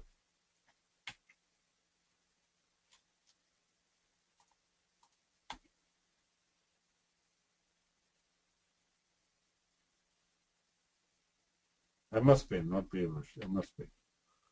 See, MS Paint is running here. That is why you are seeing this color and all that. MS Paint is having all these things. Anyway, so this is the state. So now I'm talking that I'm going to V-motion this VM from here to here. Actually, that V-motioning means what? I have to move this active state of this memory, correct? So basically saying I have to move is this memory, somehow I have to move from here to this. If I can successfully do that, then I can say I actually did a V-motion of that.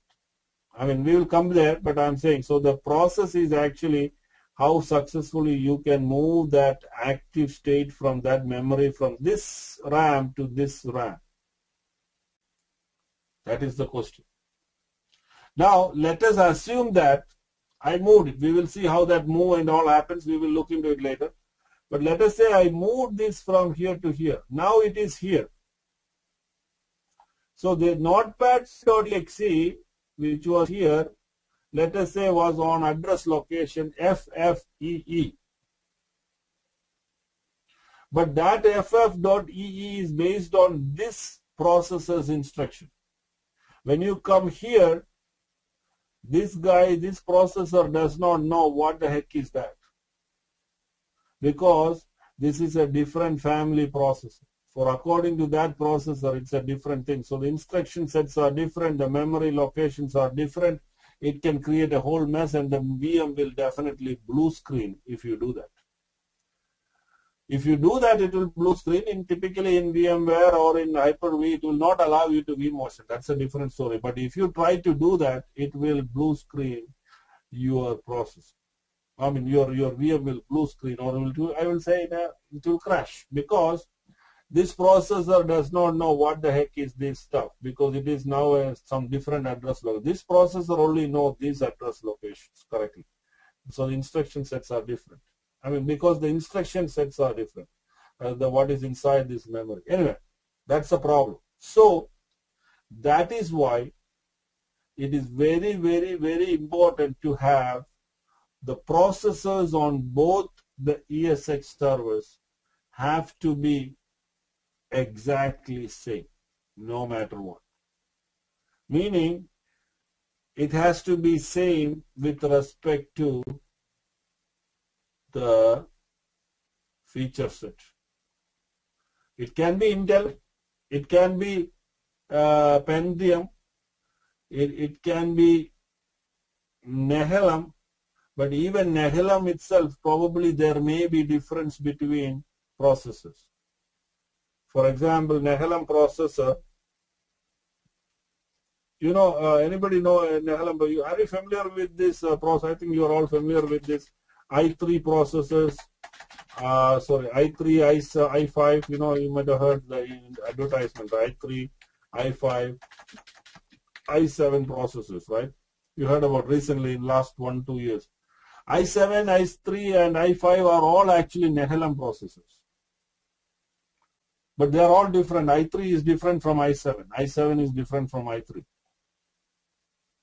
They are from the same family, same processor, you know, same Pentium, same Nehalem processor, but the feature sets are different between i3 and i7. So if you try to do a vMotion between an i3 processor to an i7 processor, it may not work. Both the servers should have the same processor. With an exception, I'll tell you, this is, don't give it, you know, I'm just giving real life scenario. Some small changes are okay. Very small changes are okay, but a big change is absolutely a problem. So when you are buying 2 servers from eBay for your own lab, you may buy a HP DL385G5 server from one company and maybe from another company, another server. They are all both of them are DL385G5 and all perfect. But you have to make sure that the processors inside both of them are exactly same. Otherwise, when you come home and you try to do vMotion, it may not work. If you look at my servers here, look at this server. It is an AMD server. Look at this, the family, the processor type is AMD Optron processor 280. This 280 is the feature set. That's a model number of that feature. It's an AMD Optron processor, but 2.4 gigahertz. The speed and all doesn't matter. I can vMotion between a 2 gigahertz processor to a 3 gigahertz processor. Doesn't matter. Speed can be different, but my feature set has to be same, or it should be very same. Look at this server.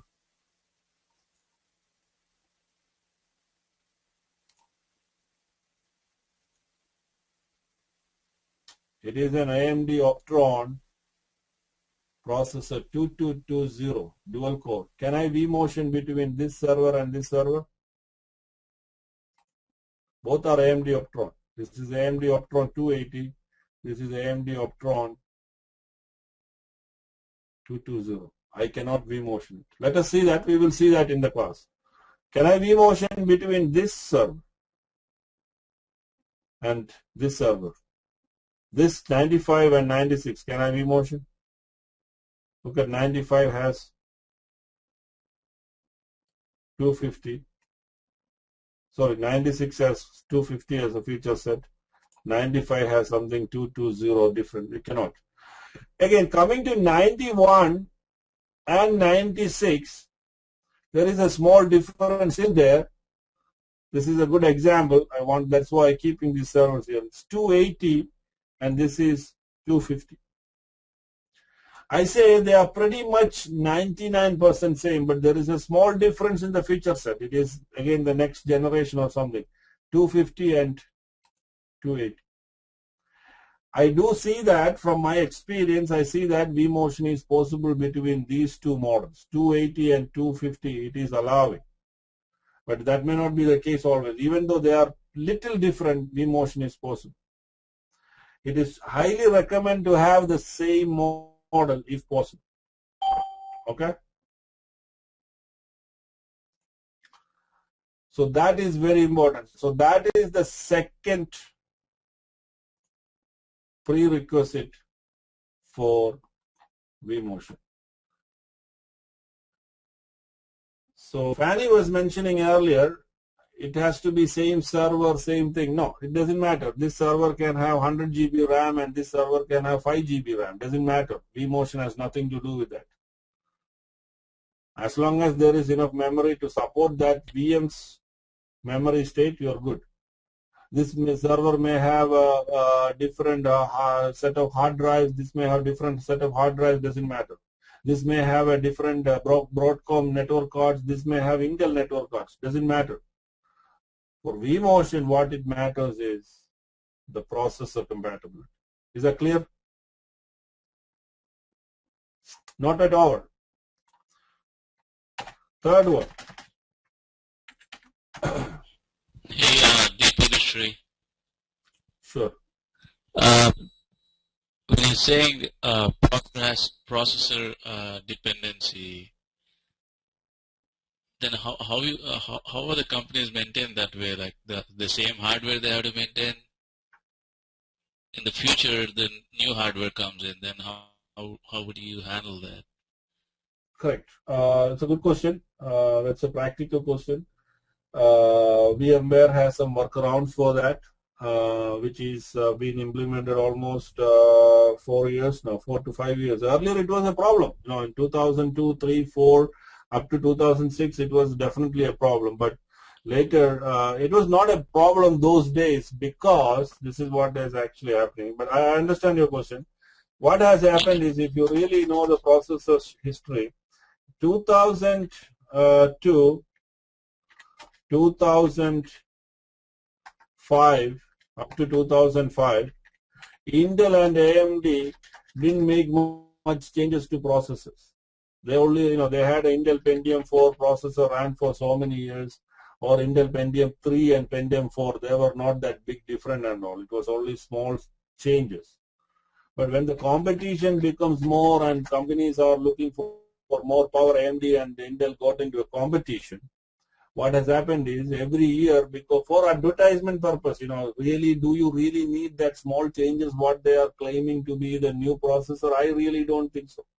Many of the changes what these Intel processors and AMD processors claim today, we don't even use it sometimes. But for advertisement, they say, we have a new processor that can do this, new processor that can do that, I don't know. But what I'm trying to tell you is in 2000 to 2005, there were not much changes. But from 2006 onwards, every year, or probably in yearly twice, Intel and AMD started changing processor models. That is when all these things started coming up. Penryn, Mero, Nehalem, Westmere, Sandy Bridge, every year they are coming up with processors. Now there is problem. I have a company. I wanted to build a new cluster. I cannot buy 16 nodes at one time. I know I can go up to 16, so I bought 4 servers from HP. Good. Today, January 1st, I bought 4 servers.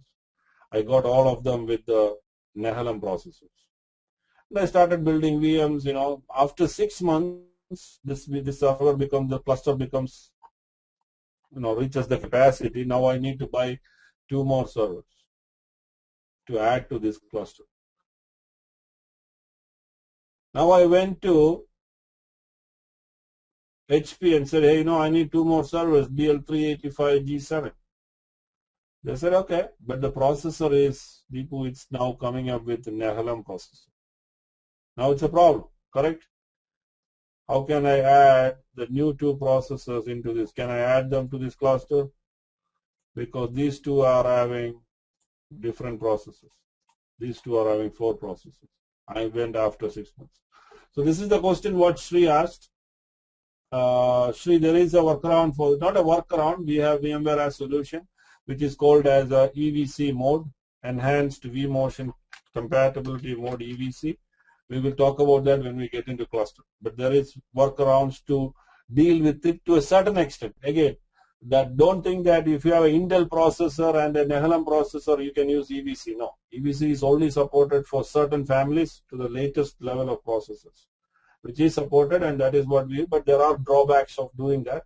Things like that. Drawbacks means you will not get some of the features. I will explain that when we get into clustering, but let us not talk about that for now.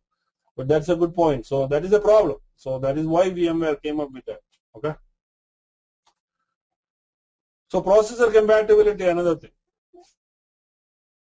Next one is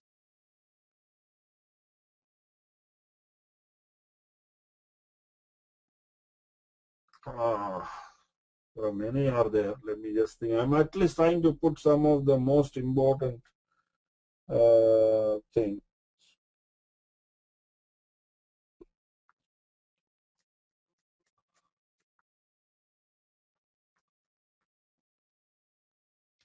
VM port group needs to be saved. When I say VM port group, you know what a VM port group is, right? So for example, let us assume that I'll give you another example here. I'm just taking this pen to draw that picture so I can wipe it off. So let us say this ESX server has a port group called production or prod. Okay? And it will go off, but understand. Let us say this port group name is called P. You know what a port group is, you know what a switch is, you know what a port group is, and this VM is connected to this port group. Agreed? The name of this port group is P.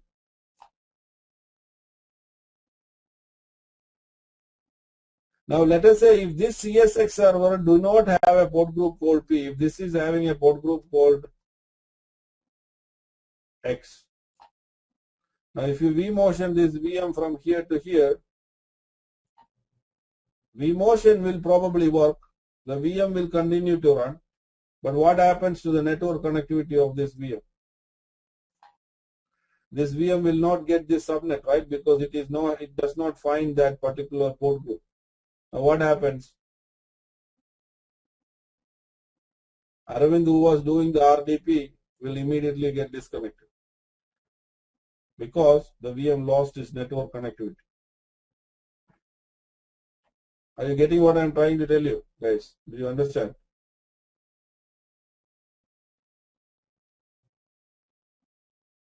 Fanny, did you understand what I said? Or Aravind, anybody? So the port group on both the servers have to be safe. It is a big challenge. When you have 16 servers, when you have 32 server node cluster, let us say you have a 32 ESX servers in this cluster, and you want to migrate this VM from this node to here, probably not to here, or maybe to another server, another server, another server. Wherever it goes, this VM should continue to work.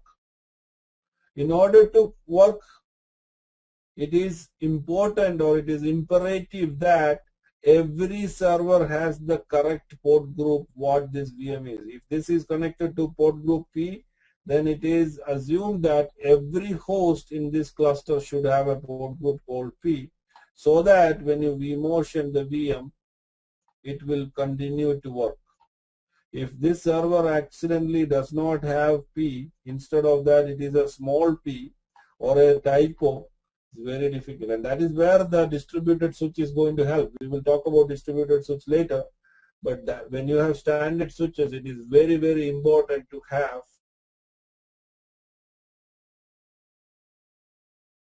port groups to be defined across the board, and it should be exactly same. So port group naming and the availability is very important for vMotion.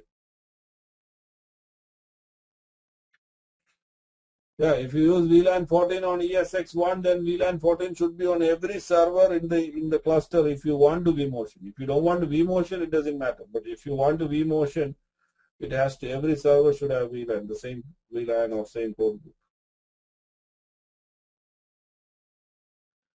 I'm not talking about the VM kernel port group. I'm talking about the VM network, VM port group, virtual machine port group.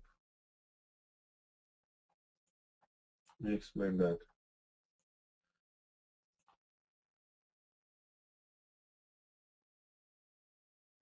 This VM, the free VM, tell me which port group it is now. Right it. Which port group is it now?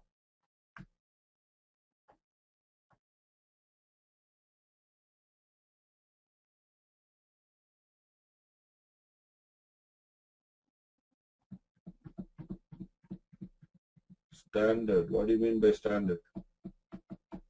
It is in the VM network. That is the name of the port group. If you go to 95, if you go to the configuration, if you go to the networking, you can see that there is a net port group called VM network. the VM Sri underscore 00A1 or whatever we selected, it is actually in this port group. So every ESX server should have that same port group. VM kernel port group and all is for management. This is we are talking about moving a VM.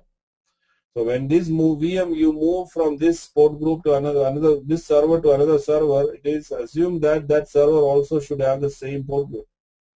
You can make it work by switching it to another port group and all manually, but then it is not vMotion because you lose the connection, your network is dropped, and everything. Okay? So it's very important to have port groups. There are some other, so these are, I would say, then there is another important thing. Okay, so you understand three things, right?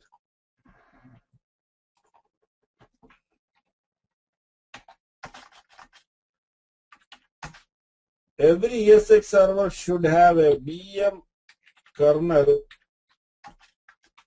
port group with vMotion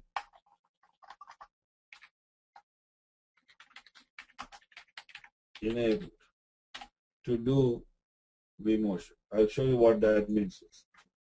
Every ESX server that wants to take part in vMotioning should have a VM kernel port group. In this case, I have a VM kernel port group. How many VM kernel port groups are there in this thing? Gene, how many VM kernel port groups are on this switch?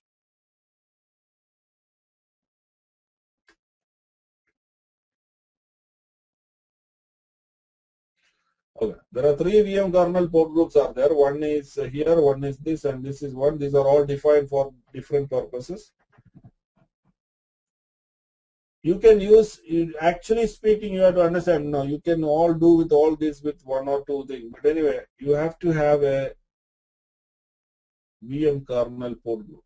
So let us create a new VM kernel port group. And let us call it as vMotion.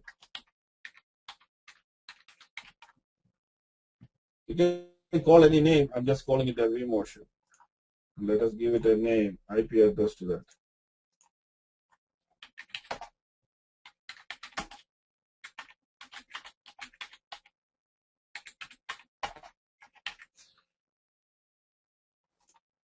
.10.10.10.120.255.255.0.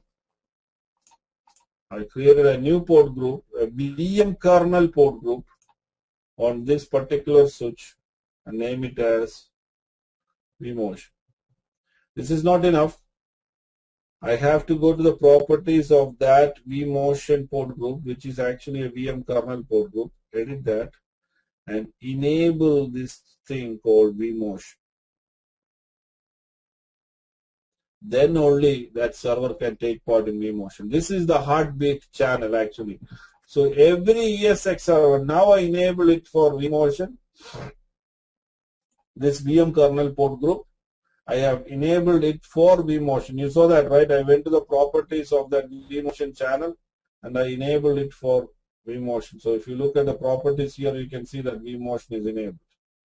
So now this ESX server, I have a VM kernel port group enabled for vMotion. If I want to do vMotion between 95 and 91, what I should need on 91? In 91 also I need a VM kernel port group. It can be on this switch or another switch, that's not a problem. But I'm going to create here, I have to create a new VM kernel port group. And the name has to be the same, okay, that is very important. Even case sensitive. So I can do it here itself. We use this port for vMotion. 10.10.10.122, another IP address, okay, 255.255.255.0.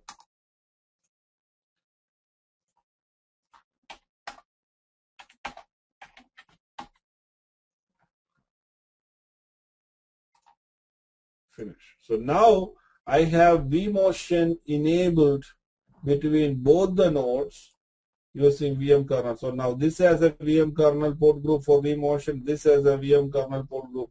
Now I can do vMotion. Let us assume these are same. Okay, we know that we cannot do that because of the processor issue. But if I want to vMotion a VM from here to here or from here to here, it is now possible, provided they should have a shared storage, they should have the same processor, they should have the same VM port group, the VM whatever I am going to move, that should be on the same port group. And the fourth one is the vMotion network enabled. Any questions on that? Now, can I vMotion between 91 and 96 at this point?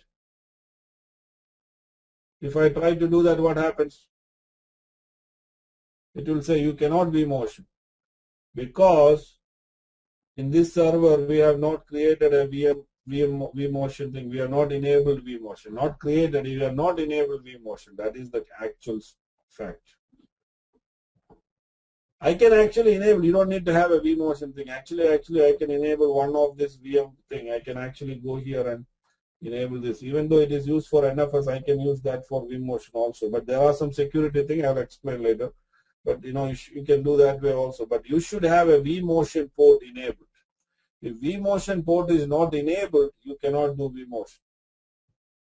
No, the name should be same was a wrong thing. Sandal, good point, you brought it up. I thought that the name should be same for the port group of the VMs only. The vMotion name, the port group name can be say different. It doesn't matter. The VM's port group, the VM where the port group where the VM sits is important. It doesn't matter whether the vMotion, the VM kernel port group name has to be same. It doesn't matter. It can be say different name. We can test that, but I think I'm sure it is different. But you know, in my company and all, if we have a standard, so it is all going to be the same.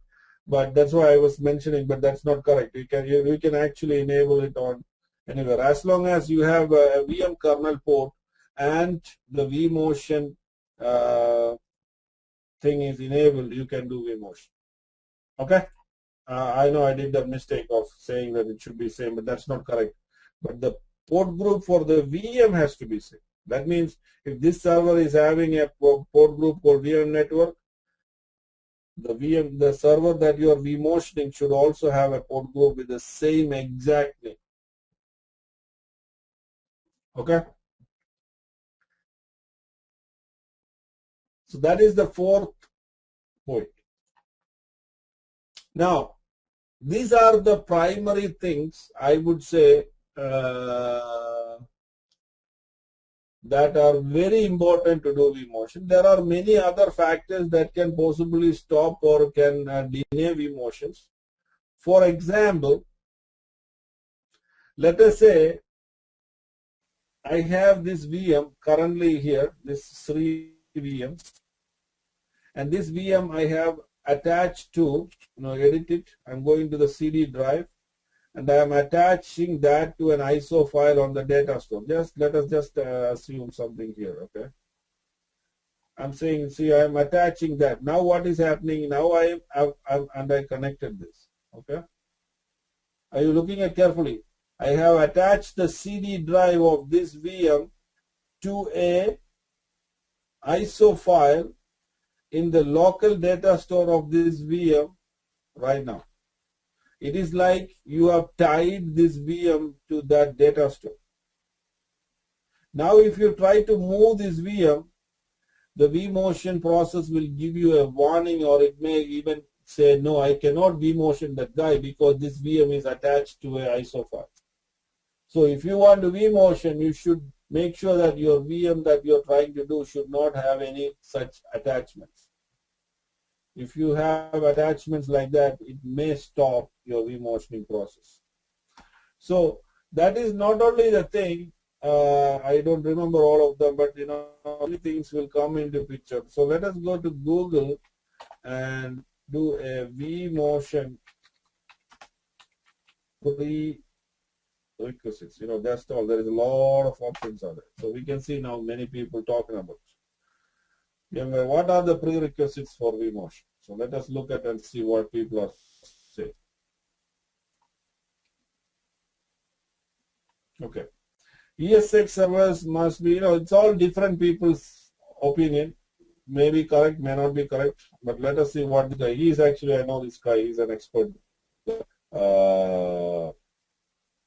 So I will buy whatever he is saying. Okay, look here.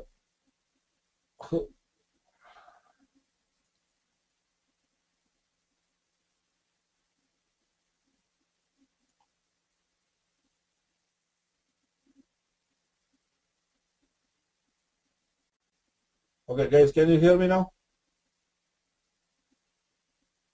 Okay. He's saying the ESX servers must be configured with VM kernel ports enabled for vMotion and on the same network segment. Okay, so that is one option. ESX server should be managed by the same virtual server. Okay, that was an important point. I forgot to mention that. So let us put that in our documentation. If you want to do vMotion, it has to be managed by the same vCenter. So you cannot vMotion, but I think this is an old thing. He put it in 2005. I have not tried vMotioning between vCenters. I think in vSphere it is possible to do between vMotion, between vCenters, but we cannot try that here. But I think it is still not possible. We have to look into that. But anyway, should have same vCenter, sir. Fanny, can you do live migration between two SCVMMs?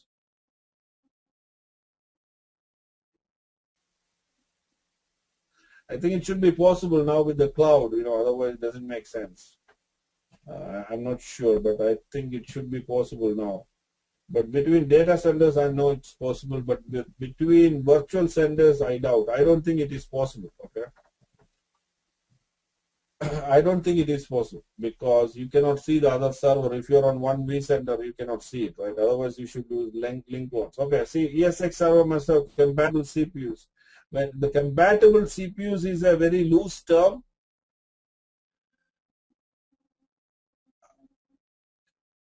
Compatibility means a loose term, but you know what that means is really, it is you have to go to the core of it to understand what exactly is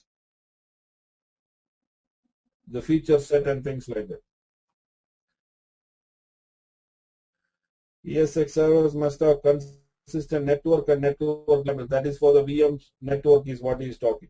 The VMs must be on shared storage, ISKC, Fiber Channel or NAS.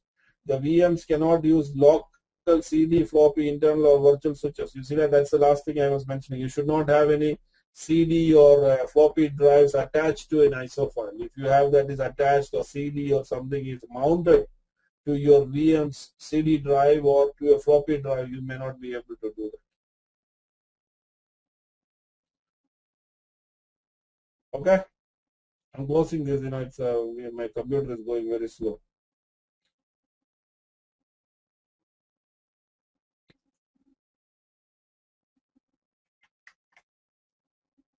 Yeah, go ahead.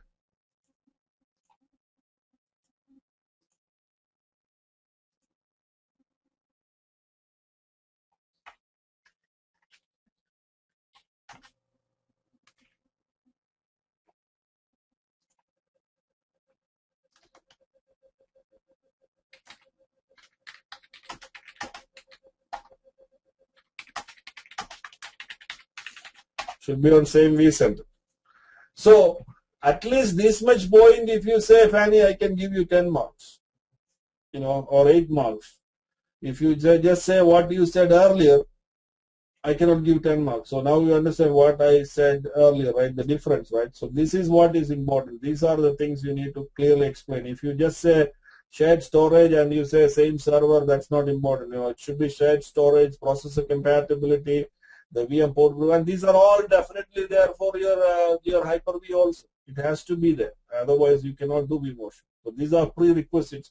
You can look into Hyper-V prerequisites. So that way you understand what exactly is it. So these are all requirements. So what was your question, Raiden?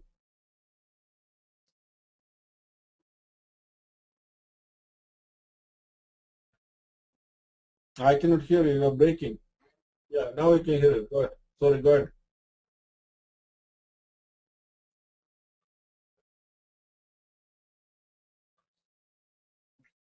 I mean that was his wording. What he meant was is actually the VM port group needs to be same. That is what he meant.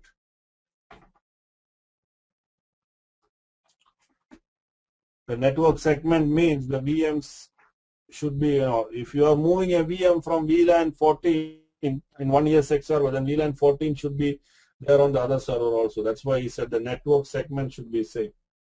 It should be same. Okay.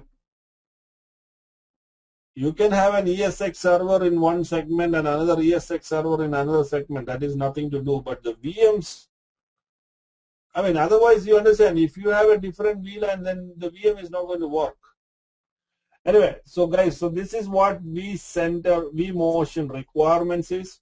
Now, how exactly vMotion work, we will talk about it tomorrow. There is a lot of process there, how that processing happens, how that memory gets moved, what all things happen in the back end, all is very interesting. We will talk about that. But these are the requirements, and then we will do vMotion. So tomorrow class, we will do that.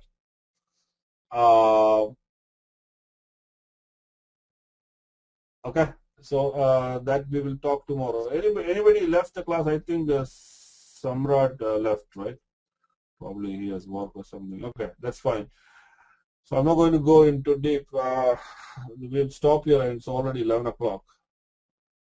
But one thing I wanted to talk is, when you go to Google and all, you may see more stuff regarding vMotion. Not more stuff. People will be talking about other small prerequisites. They are not prerequisites, but sometimes some problems can stop you from vMotion. We will probably come across some of those issues when we do vMotion. So we will look into that vMotion thing tomorrow. So these are the prerequisites. It's very important. Something I wanted to tell, I forgot.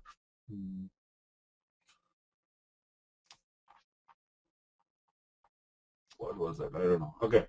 All right. So guys, let us stop here. I'm going to keep this paper and all as it is. So we will talk about how the vMotion works tomorrow, and then we will do vMotion tomorrow. Probably, I don't think I will be able to. I'll be able to do it tomorrow. Finish it off vMotion tomorrow. Tomorrow's class, it's already 11 o'clock, guys. So I'm not going to send. Let me see if time permits. I will send a meeting request tonight. Or tomorrow evening, after I come back from work, I will send you an invite. But there is definitely class tomorrow. So check your emails. And I will be sending the meeting invite probably only in the late afternoon tomorrow, or late evening tomorrow. If I don't get time, I have to go and eat now. Okay? So please wait for my email. There is definitely a class tomorrow. Okay? Any questions, anybody? So don't worry about it. I was just rubbing on vMotion, but these are the prerequisites for vMotion, and then we will talk about more things. I will be sending it before 8:30 p.m. Arvind. I will be definite. Today I will try to send, or tomorrow by 6:30 you will get it.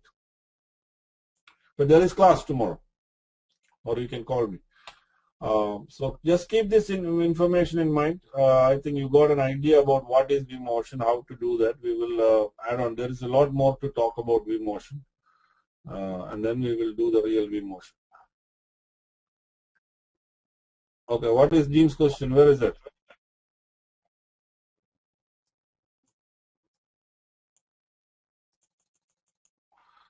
The source and destination ESX server version doesn't matter, isn't it? That's a good question. Yes, it doesn't matter. You can vMotion between any version of ESX server. From 3.0 to 5, you can vMotion. And that is why in ESX you can have a cluster of different versions of ESX server. It doesn't matter what version of ESX server you do. It can be, this server can be 3.5 and this can be 5. You can still do vMotion between them. Okay. So vMotion does not require, it's not a prerequisite or anything. So any ESX version, it doesn't matter. Okay, so that is the another point. That's the important thing, and that is the exact point I missed. That is what I was missing in my mind. So here is the question. So I was telling vMotion is the process of moving a running virtual machine from one ESX server to another is called vMotion. I can move this VM, see here, Sri VM, by doing this migrate,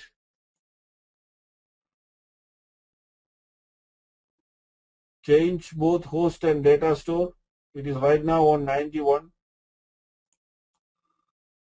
I'm moving it to 95. You know that, if there is some problem, it's saying the isolated network issue. So, but it is still allowing. This is what I said, the network has to be same. And I'm doing this. And I'm migrating it. This process is called as cold migration. Migration of a power. Now you can see that the Sri will come here. See, it has come here. I moved Sri from 91 to 95. Its storage, everything. This is not vMotion. And it does not require anything because there is no state of the VM. The current active state of the VM is not there because there is no memory question here. In this picture, what we are talking about, the biggest challenge of moving this VM from here to here is this memory. How can you move this separate memory from another server to here? That is the thing. But when a VM is powered off, something like this, there is no memory here, right? This is an off VM. There is nothing in this VM.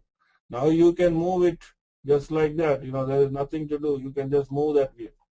So that is called as a migration or a cold migration.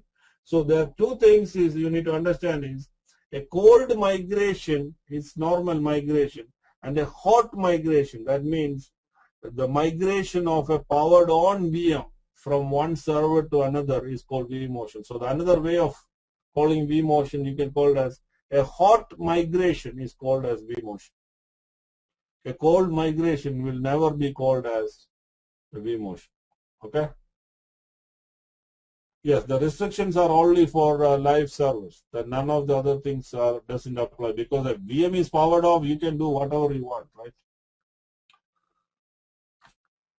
So it doesn't matter what processor, what processor family, it doesn't matter. So AMD to Optro, AMD to Intel or Intel to AMD, all you can do because when you start the VM, it look for its instruction set from its own processor. At that point, it will work. It doesn't matter. Okay, so guys, we'll stop here. Typically, it is less likely percentage of servers to use vMotion. What is that? Less likely percentage of servers to use vMotion. What is the question? What is that means? It is less likely. Not less likely, 90% of the servers will get vMotion. In my office and all, we have hundreds of vMotions happening daily in a busy cluster. We'll talk about that later. It's not manually vMotions. vMotions can be done automatically, and that is what the whole purpose of DRS, the clustering feature called distributed resource scheduling. We will look into that when we get into clustering.